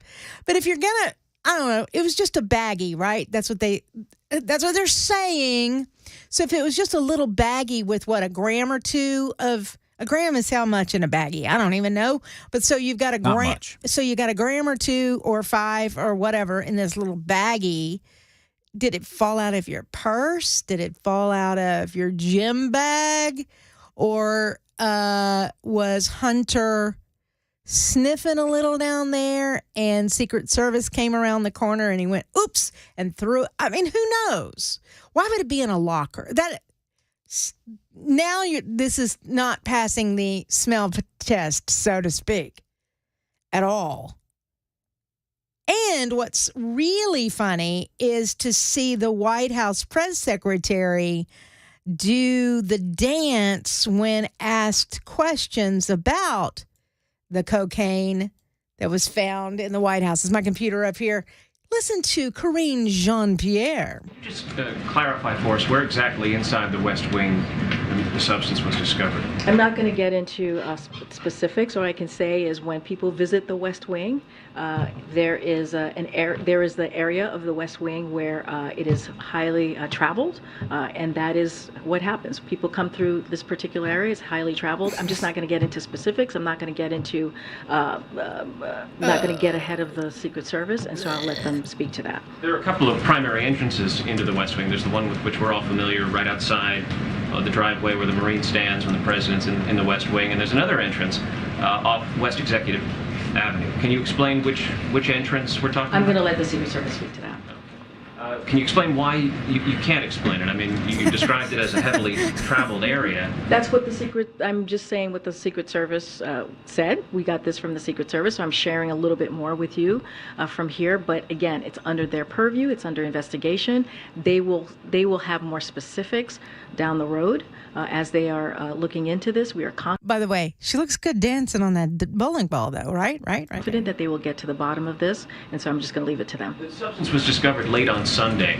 What's the latest staff-led tours that happen in the West Wing on a Sunday? Question. I don't have the specific on how late the staff-led tours go, but I can tell you that there was one on Friday, there was one on Saturday, there was one on Sunday. The times that there are not any West Wing tours is when there is a federal holiday, like yesterday, or a large White House event.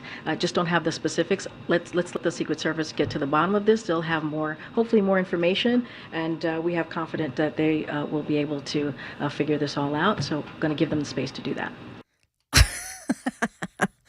Well, I mean, good job dancing. I like how she led with, this is where public comes in for tours, and that's. Mm-hmm. But I'm not going to say. But I'm not going to really say. But they come in for tours. And from my understanding, you also have to put away your cell phone, right, on these tours. So they have lockers where people put their phones, I guess, when you're in the West Wing, because that is truly the operational part of the administration, right? Mm-hmm. That is the president's wing. And so they say you have to put your phones away. And so you have lockers where you can check them in, check them out, I think. So, I don't know. It just seems odd to me. So it's a tour group, a staff-led tour group. Isn't that what she said? So that tells me it's some people have tours. People who work there allow their friends to come and see where they work because it's the West Wing. That's pretty amazing. That's what that sounds like to me. What bonehead's going to bring their cocaine with them? Although, I'm going to tell a story. I'm not going to use a name. He is no longer with us, but he was in the music community. That's as far as I'm going to go. There is a story of this gentleman who was in court because he had been arrested on drug possession, right? I can see where this is going. And so when he was in court, he had been arrested, but he was out on bond or what have you. So as he's in court before the judge, his hands are in his pocket. The judge tells him, take your hands out of your pocket. So when he took his hands out of the pocket, what fell on the floor? his little vial of cocaine. Oh. That's no joke. That happened.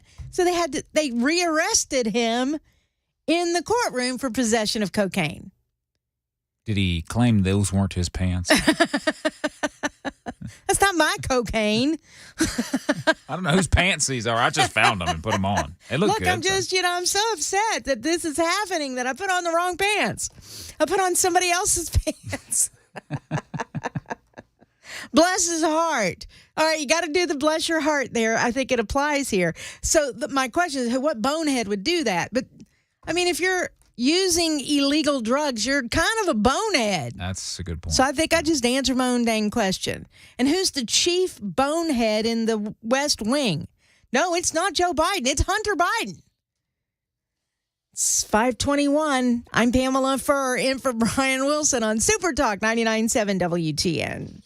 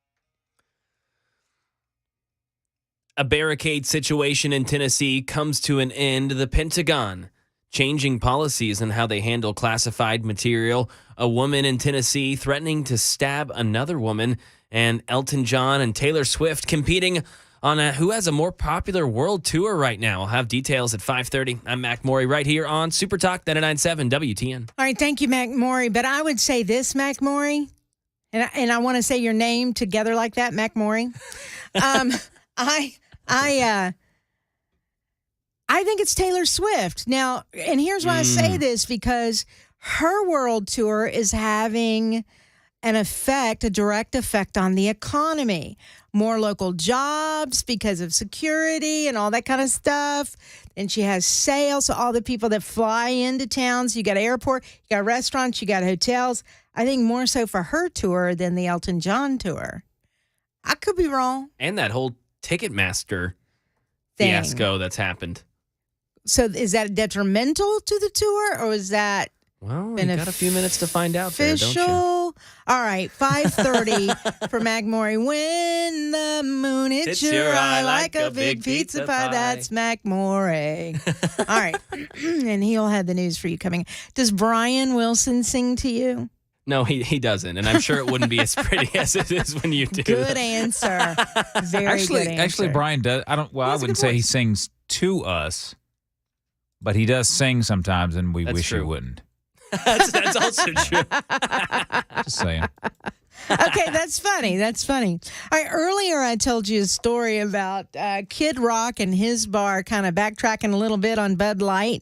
And don't at me. I understand he doesn't actually own the bar. Steve Smith owns the bar. It's just Kid Rock's name on it. These, for a price, you put a star's name on it. There are a couple of stars that actually own their bars downtown, and that John Rich is one of them. But at any rate, so don't at me. I know this. But apparently he's still selling Bud Light in that bar.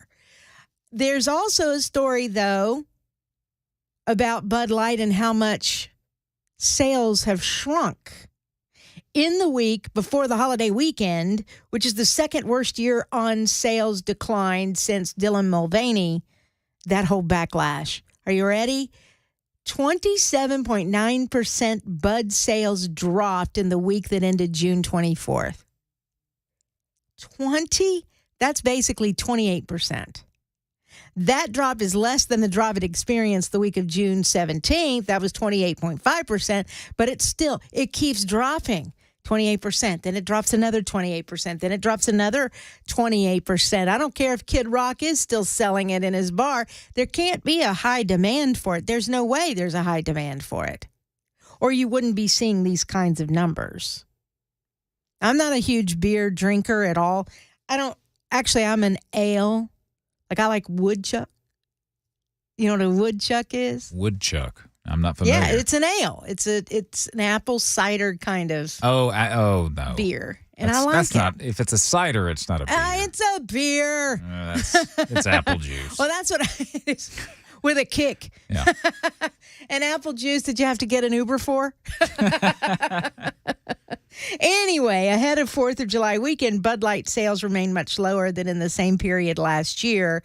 Sales of Bud Light dropped 27.9% on last year in the week ending June 24th. I got all these numbers for you, blah, blah, blah, blah. The bottom line is it's not looking good for Bud Light. And they were giving beer away over the Memorial Day and July 4th holidays. They were giving it away. Like $15 rebates if you purchased Bud Light. Wow. Giving it away. I still wouldn't buy, but I wouldn't have bought it to begin with. Same, yeah. Now, Modelo is owned by the same company. I have a lot of friends that drink Modelo, right? So that is an Anheuser-Busch product. That's still doing well. In fact, it's become the best-selling beer in the U.S., which was a position previously held by Bud Light for listen to this, more than 2 decades. 2 decades. And one transgender shot that all to, I'm going to say it, hell. Not a wise decision, obviously. All right, we'll move on. It is 5:30. I'm Pamela Furr, in for Brian Wilson on Super Talk 99.7 WTN.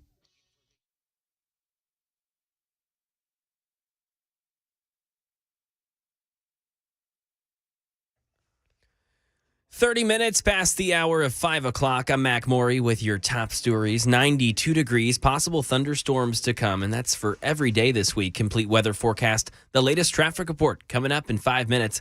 We've been following a barricaded situation just north of downtown all day. It has now come to an end. The man inside of the home on Willow Trace Court allegedly shot himself, according to News 2. A SWAT team had been deployed to that home earlier this morning. Over in the Pentagon, they say there was no, quote, single point of failure in its review of the major leak of classified military documents allegedly carried out by a Massachusetts Air National Guardsman. Luis Martinez has what defense officials are saying after their 45-day review of the leak. As the Pentagon's access to information has grown and the need to access classified information has grown, what you've seen is that maybe there's been some ambiguity that's gone into place about some of these existing DoD policies for how to secure classified information. So that's what this review looked like. That's what they found. And now they've made some recommendations that Defense Secretary Lloyd Austin is going to implement. Crime here in the Volunteer State. News 2 says that a woman was arrested, 36-year-old Sierra Crenshaw, after threatening another woman that was claiming Crenshaw stole her father's ashes. Officials say they were arguing all day when Crenshaw got a large knife and told the victim she was going to stab her. A witness to this was able to separate them. Crenshaw was arrested and charged with assault and battery with a deadly weapon. She's still behind bars on a $6,000 bond. And over to some entertainment news. Elton John just hit a major money milestone with his farewell tour, but Taylor Swift might take his crown. Here's more from Jason Nathanson. Elton John says goodbye to the road this weekend. His final stop on his farewell Yellow Brick Road tour is Saturday in Stockholm. Supposed to be his last tour date ever. It's already the highest grossing tour in history. And Billboard says it just passed the $900 million mark in earnings, which no tour has ever done. But then there's Taylor Swift. Polestar says her current Eras tour, which just added a bunch of dates, is on track to be the first tour to earn $1 billion. That'll likely happen next year. And that is the latest news. Traffic and weather on the way. I'm Mac Maury, WTN News.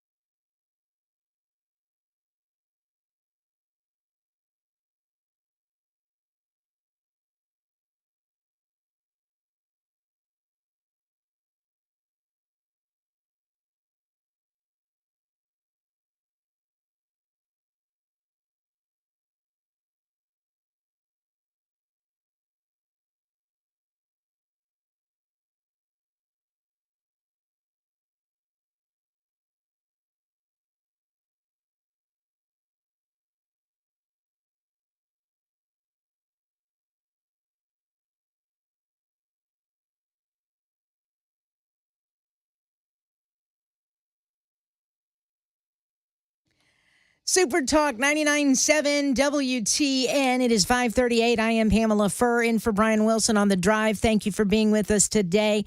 It is Wednesday, right? I think it is the day after the 4th of July. Having that 4th of July holiday right there in smack dab in the middle of the week just kind of, I think it threw everybody off just a little bit. And the fireworks at midnight in the neighborhood. You mean from like 7 p.m. to midnight? Yes. Yeah. Yes, all of those. Yes. At any rate, I'm glad to be here. Glad that you're here. Obviously, you're listening. You didn't take a vacation, so I'm glad that you did. Now, during COVID, you'll recall, and during the election, the presidential election of 2020, you'll recall there's a lot of information that people tried to share that was, what's the word, shadow banned, throttled back, and in some cases even banned altogether, like the New York Post and what they had and the information they had on the laptop from hell from Hunter Biden. And I remember Uncle Phil was one of them, but and many of the other hosts here making the comments that the federal government has to be violating some sort of First Amendment here, when it was discovered later that it was indeed the federal government that asked these social media companies to not allow certain information about the election and not allow certain information about COVID-19 or even the COVID vaccine get disseminated to the masses. Because if I'm not mistaken, doesn't the First Amendment say the government shall not infringe upon, right? And isn't that infringing upon your First Amendment right to free speech? If the government gets involved, isn't that a First Amendment violation? Well, one judge thinks so. It's a major development in the legal battle over the limits of free speech online. It's a federal judge in Louisiana who is limiting the Biden administration from contacting social media companies. The judge says the administration likely violated the First Amendment when it pressured those companies to remove certain posts over the course of the pandemic. Now, there are some legal experts, though, that say that this ruling from this judge is even overreaching. In fact, this guy's name is Bert Newborn. He is the professor of law at the New York University Law School. He's one of those that is actually criticizing the ruling. I think it violates something called the government speech doctrine. The government speech doctrine, as recognized by the Supreme Court, gives government officials a constitutional right to try to inform and persuade individuals to go along with government policy. That's interesting to me. I had not heard of the government speech doctrine before, so I had to look it up. He said basically what it does. It's a principle of constitutional law that says, although the First Amendment's free speech clause limits government's regulation of private speech, it doesn't restrict the government when the government speaks for itself. But I don't know how, in what happened during COVID, how this applies, because the government, by telling or encouraging social media companies to not allow certain information to be shared, that's not the government speaking for itself. That's the government trying to persuade, right? Trying to persuade, order, collude with, if you will, all of these. It's not the government posting information saying what you see today is wrong. That's the government speaking for itself, right? The post you see from the New York Post is not true, and here's why it's not true. That's the government speaking for itself. What the government was doing was prohibiting others from speaking for themselves, right? That's the way that I take it, but here you go. Here's newborn again, this professor of law at the NYU Law School. I think the effort by this district judge to essentially cut the government off from trying to persuade people to accept its policies is almost certainly unconstitutional. And I would expect that when appeals courts get their hands on it, it'll be vacated. But I think I'm not a professor, but I think he's wrong here. It wasn't the government trying to persuade you to believe its policies. It was the government persuading social media from allowing certain speech to be practiced, to be expressed, to be shared. He goes on to say, I think that aspect of the injunction is clearly excessive. It goes far beyond any exercise of judicial power that I'm aware of in the country's history, and in fact cuts the government off from trying to persuade the platforms to behave in a particular way. But again, the government's not supposed to be persuading anybody not to express their speech, right? I don't know. I mean, he studied the law. I have not. It just seems odd to. I think we make this more complicated than what it is. The government interfered in the expression of American citizens and the press. That's not what the government's supposed to be doing. If federal courts can intervene and say, no, government can't persuade, then the whole structure of democratic government is put into danger. You can't put a First Amendment wall between the government and the people. The government has to be able to speak to the people, and this injunction seems to ignore that. No. Again, it's not prohibiting the federal government from speaking to the people. It's prohibiting the federal government to persuade social media companies from allowing citizens, Americans, from expressing their own speech. That, to me, is the difference. Judge Terry Doughty, Doughty, Doughty, that's how I would pronounce it. Think so, yeah. Louisiana judge issued this injunction. It was in response to recent lawsuits from Louisiana and Missouri attorneys general.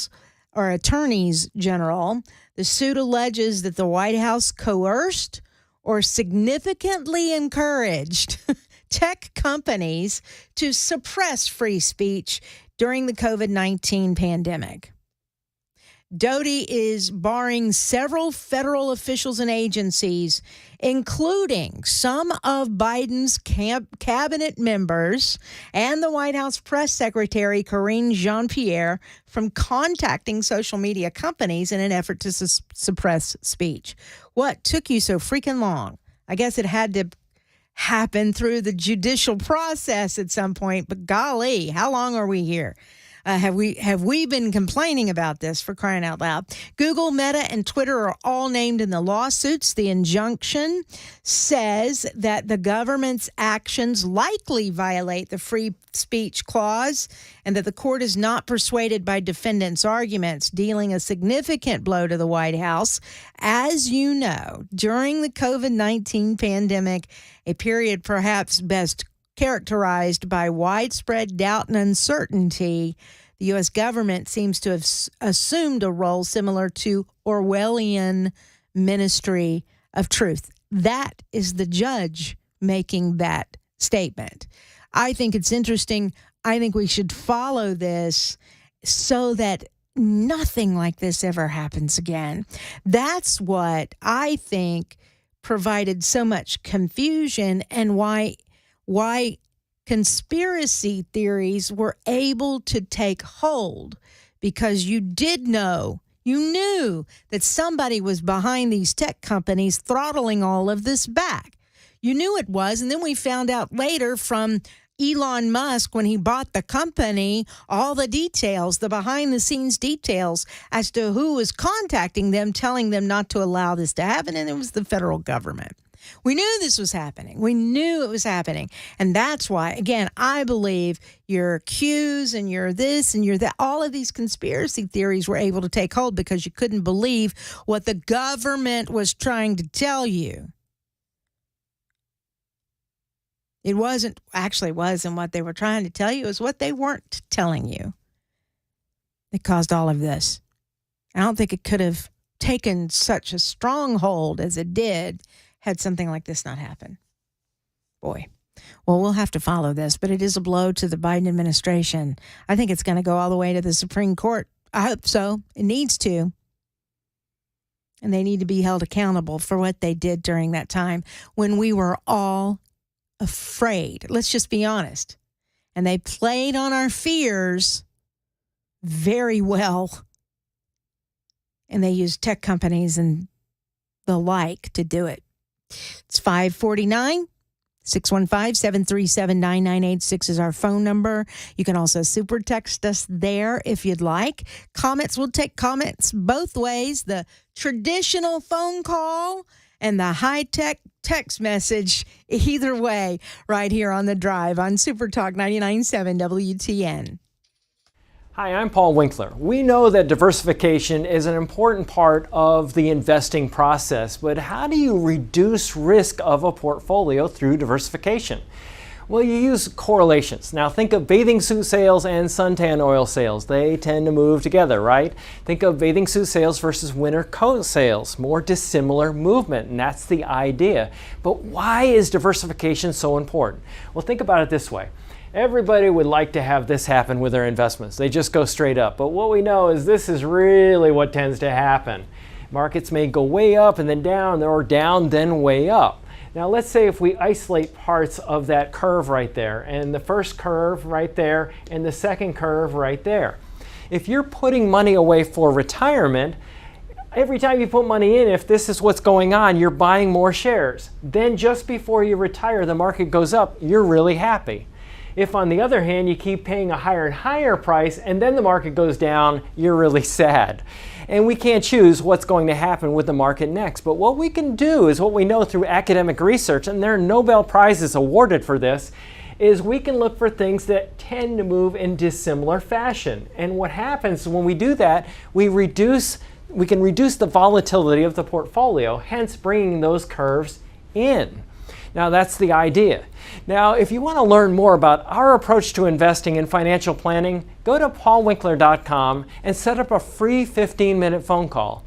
Or you can call 615-851-1950.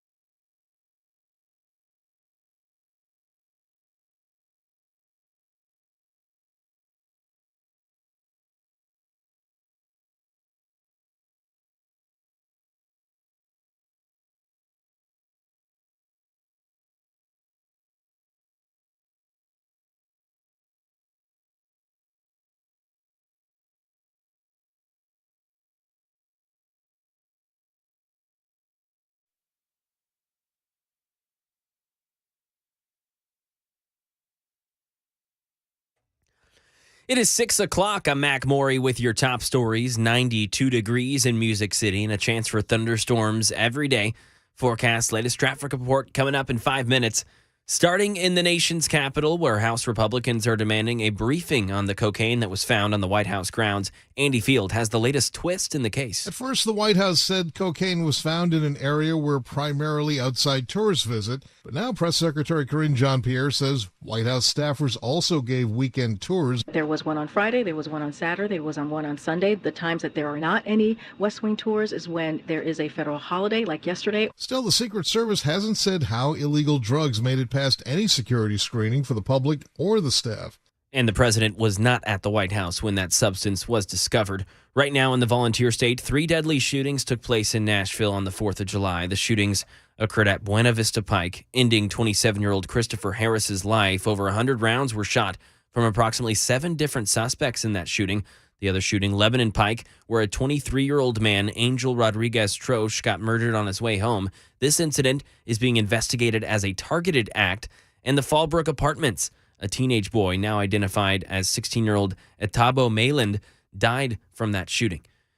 And in Philadelphia, over to another shooting. 5 people were killed. 4 were injured after a suspect, Kimbrady Carricker, went on a shooting rampage. Carricker is facing multiple counts of murder. Some photos came out showing that Carricker was transgender, and certain conservative circles used anti-transgender language when describing these photos.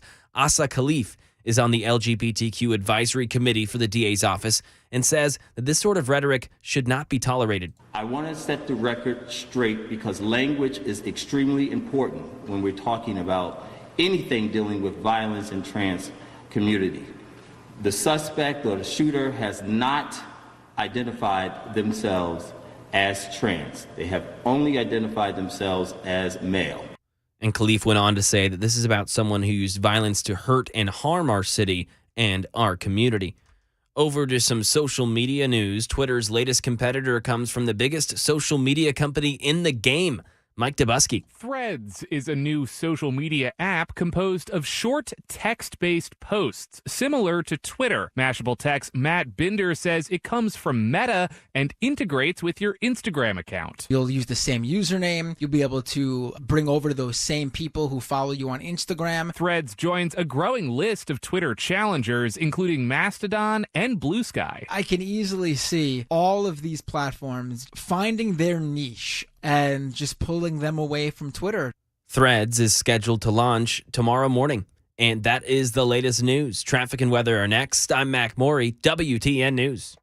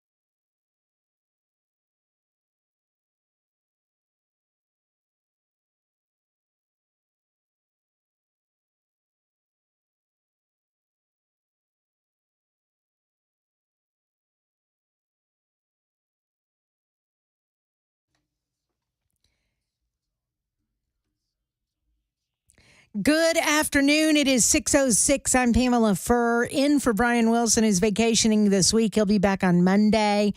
Glad to have you on board today. Earlier on the show, we had a conversation with someone that I have learned to respect. I met him on my trip to the border to McAllen, Texas, and I'm glad that I did. He is, let me pull up his exact information. I want to get this right here.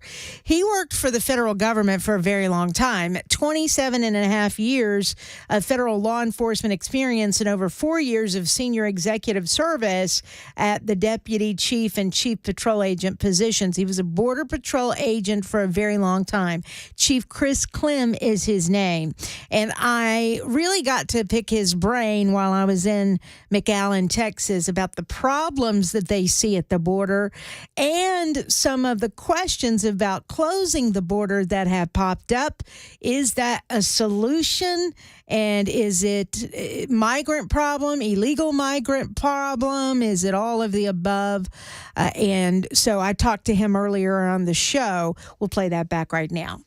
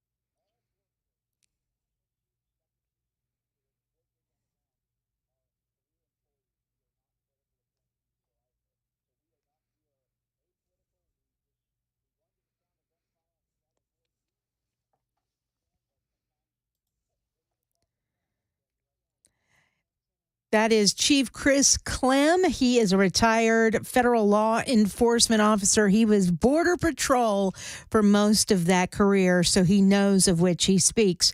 You know, one more quick thing that I didn't have an opportunity to bring up with Chief Clem, but one thing that he talked about when we were on the bus, we asked, because some of our lawmakers were there with him. You had Jeremy Faison, you had Clark Boyd from this area here. You had others, Chris Todd, Representative Chris Todd, and others that were on this trip. And one of the questions that I asked in one of our question and answer sessions was, is it helping when we send National Guard troops to the border? And the answer was, well, yes, of course it helps, because it takes the administrative side off of the Border Patrol agents so they can be boots on the ground and actually do the policing, if you will. And it's the National Guard troops that do all the paperwork.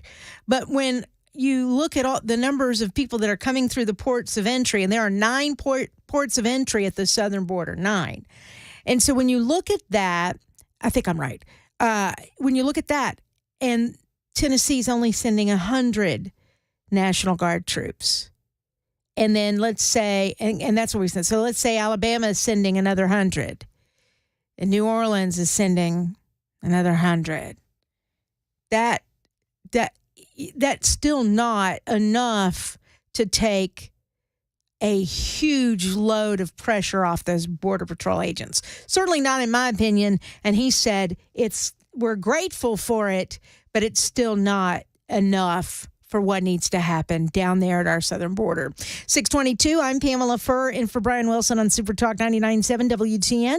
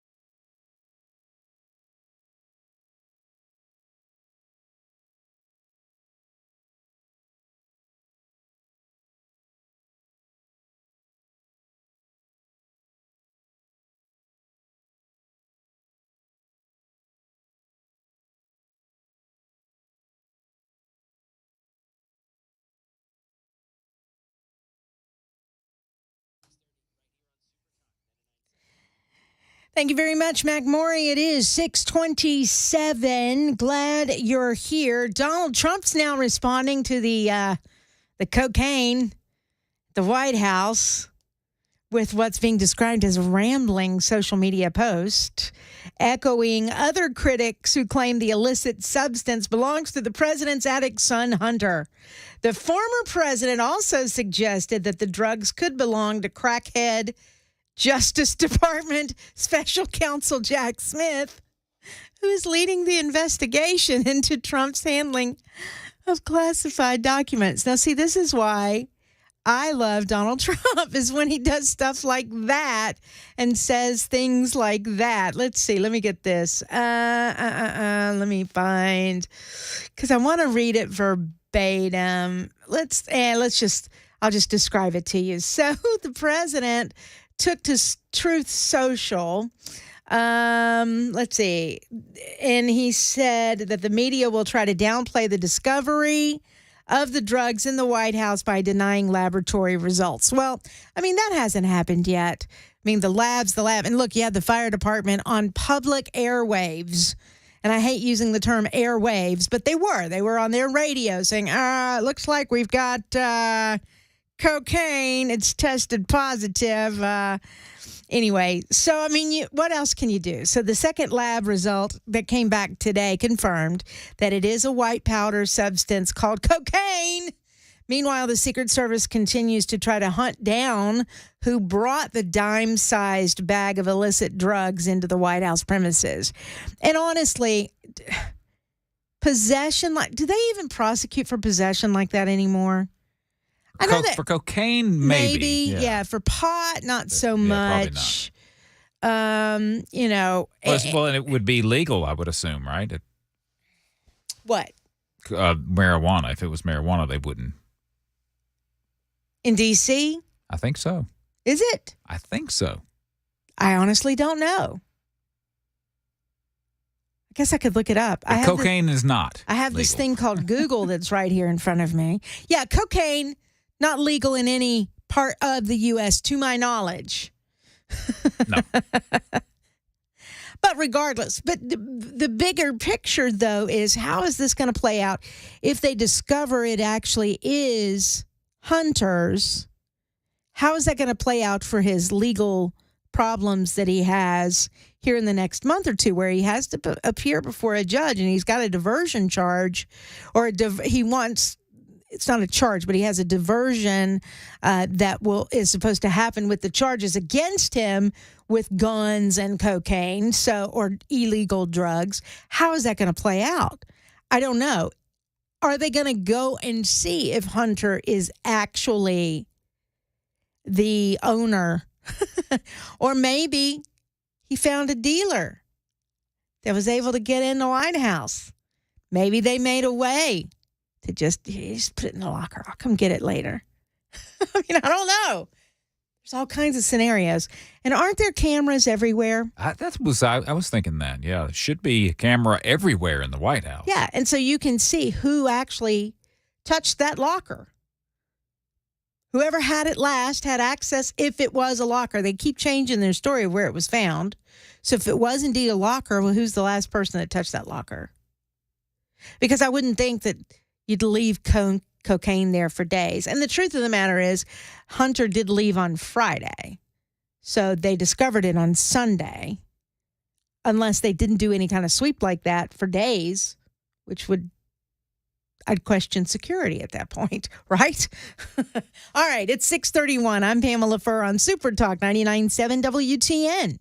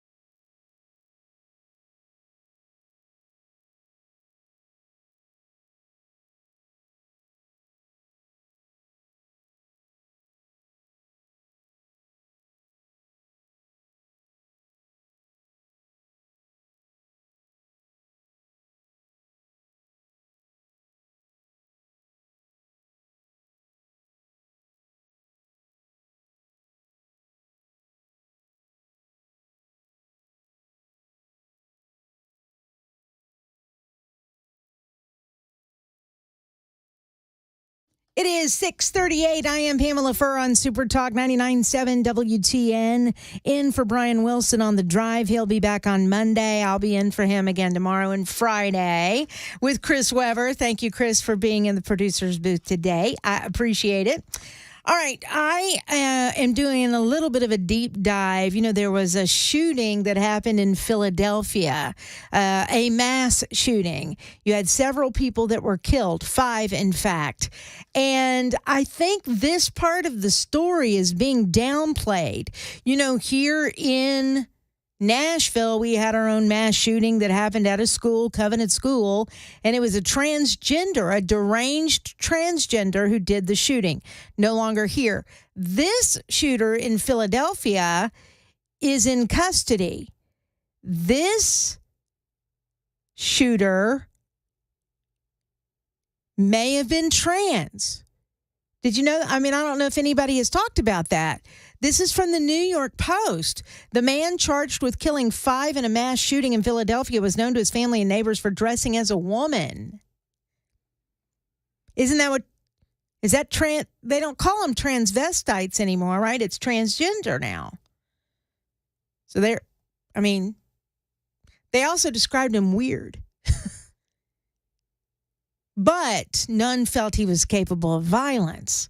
Kim Brady Carricker, 40 years old, hit with a slew of murder charges and other charges after allegedly, I guess we have to say that word, opening fire with an AR-15 in the city's working class neighborhood of Kingsessing.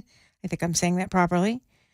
As well as those murdered, 2 kids were shot and others were injured in the shooting, which seemed to target people randomly.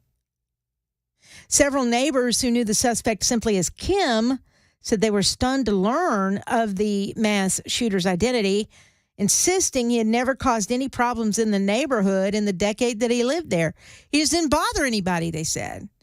We knew he was different. We'd see him dressed up as a woman a few times, but he never caused any problems. Transgender. This isn't the first time a transgender has picked up a gun and started shooting. Another neighbor who did not want to be named described Carricker as being strange, but said he still never thought he was capable of any violence. He was a good guy, but something made his rubber band pop. You just don't start dressing like a woman out of nowhere. The neighbor described Carricker as going undercover when he dressed in women's outfits. He would do it randomly, he said. He was weird, but he was a nice guy. Another neighbor said he'd only seen him dress up once. I don't think it's an everyday thing, he said. It's just an undercover thing. I just thought he was a regular guy that would sometimes wear females' clothes. Carricker, his grandmother, who wouldn't divulge her name, said she saw him dress in female clothing once, and he never did it again in front of her because she didn't approve. All right, I got to tell a story because now this is coming to mind. Should I share the story? I don't know. All right, I'm going to share this story. Oh, I dated a guy. Okay. I have had dating disasters. This sidebar. Because I'm here seeing this picture in my head now, and I can't get it out of my head. Dated a guy who I knew in school, right? He was in my sister's class. My sister was 1 grade behind me. Knew him in school, thought he was a little cutie, you know, all that. Well, I moved back to North Carolina for a little bit in 2010, something like that, or 2009, 2010, something like that.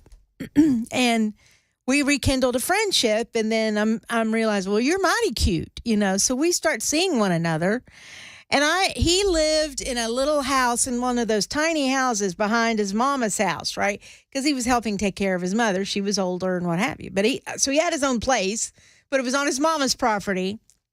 I was over there visiting, and I decided to leave to go get food. No, that's wrong. I left. I think I was going to go back to my parents' house for the day or for the evening or whatever. So I leave, And I get maybe 10 miles up the road and I realize, oh crap, I don't have my phone.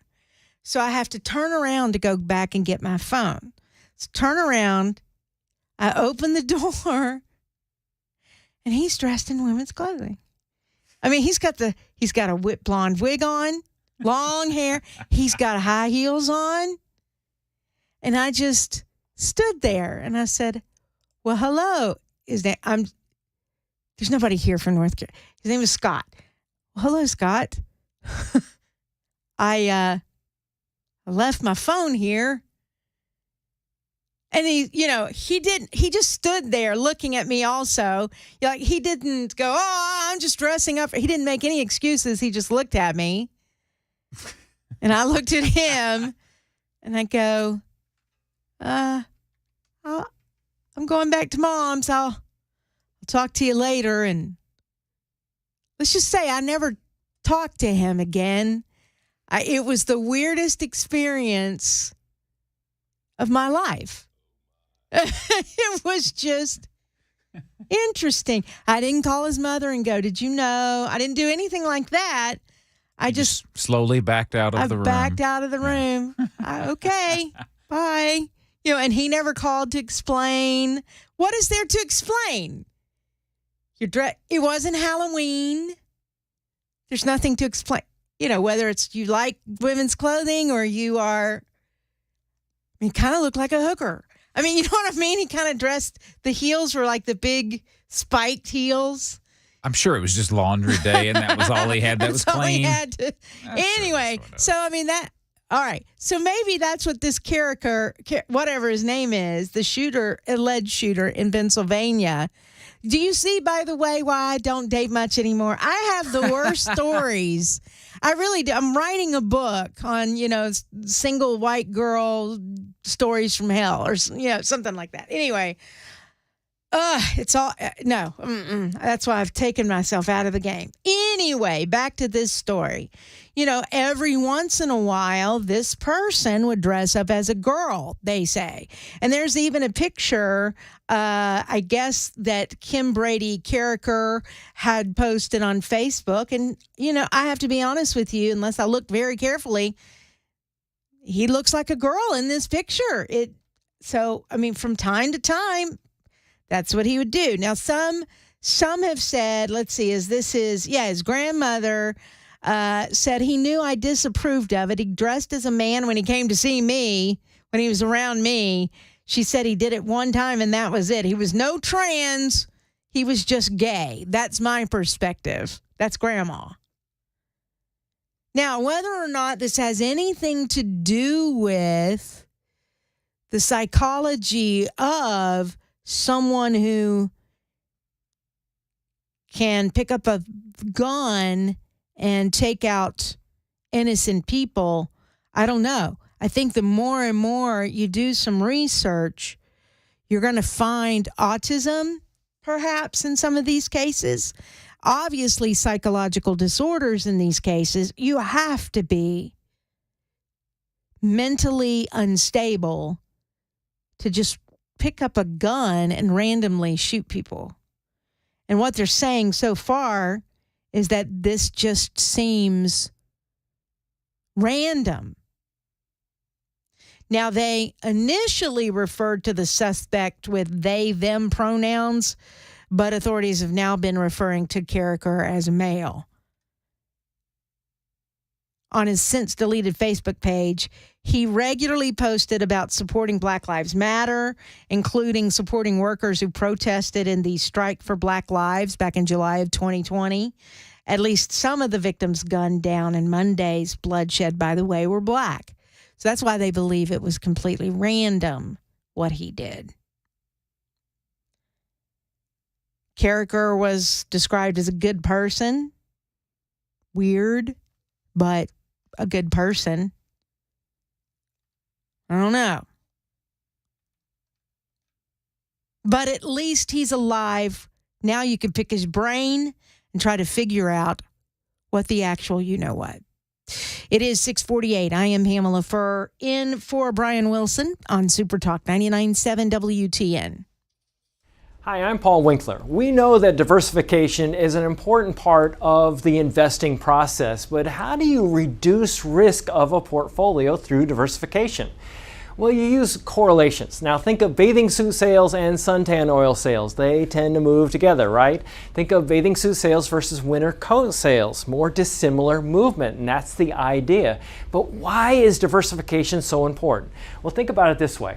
Everybody would like to have this happen with their investments. They just go straight up. But what we know is this is really what tends to happen. Markets may go way up and then down, or down then way up. Now let's say if we isolate parts of that curve right there, and the first curve right there, and the second curve right there. If you're putting money away for retirement, every time you put money in, if this is what's going on, you're buying more shares. Then just before you retire, the market goes up, you're really happy.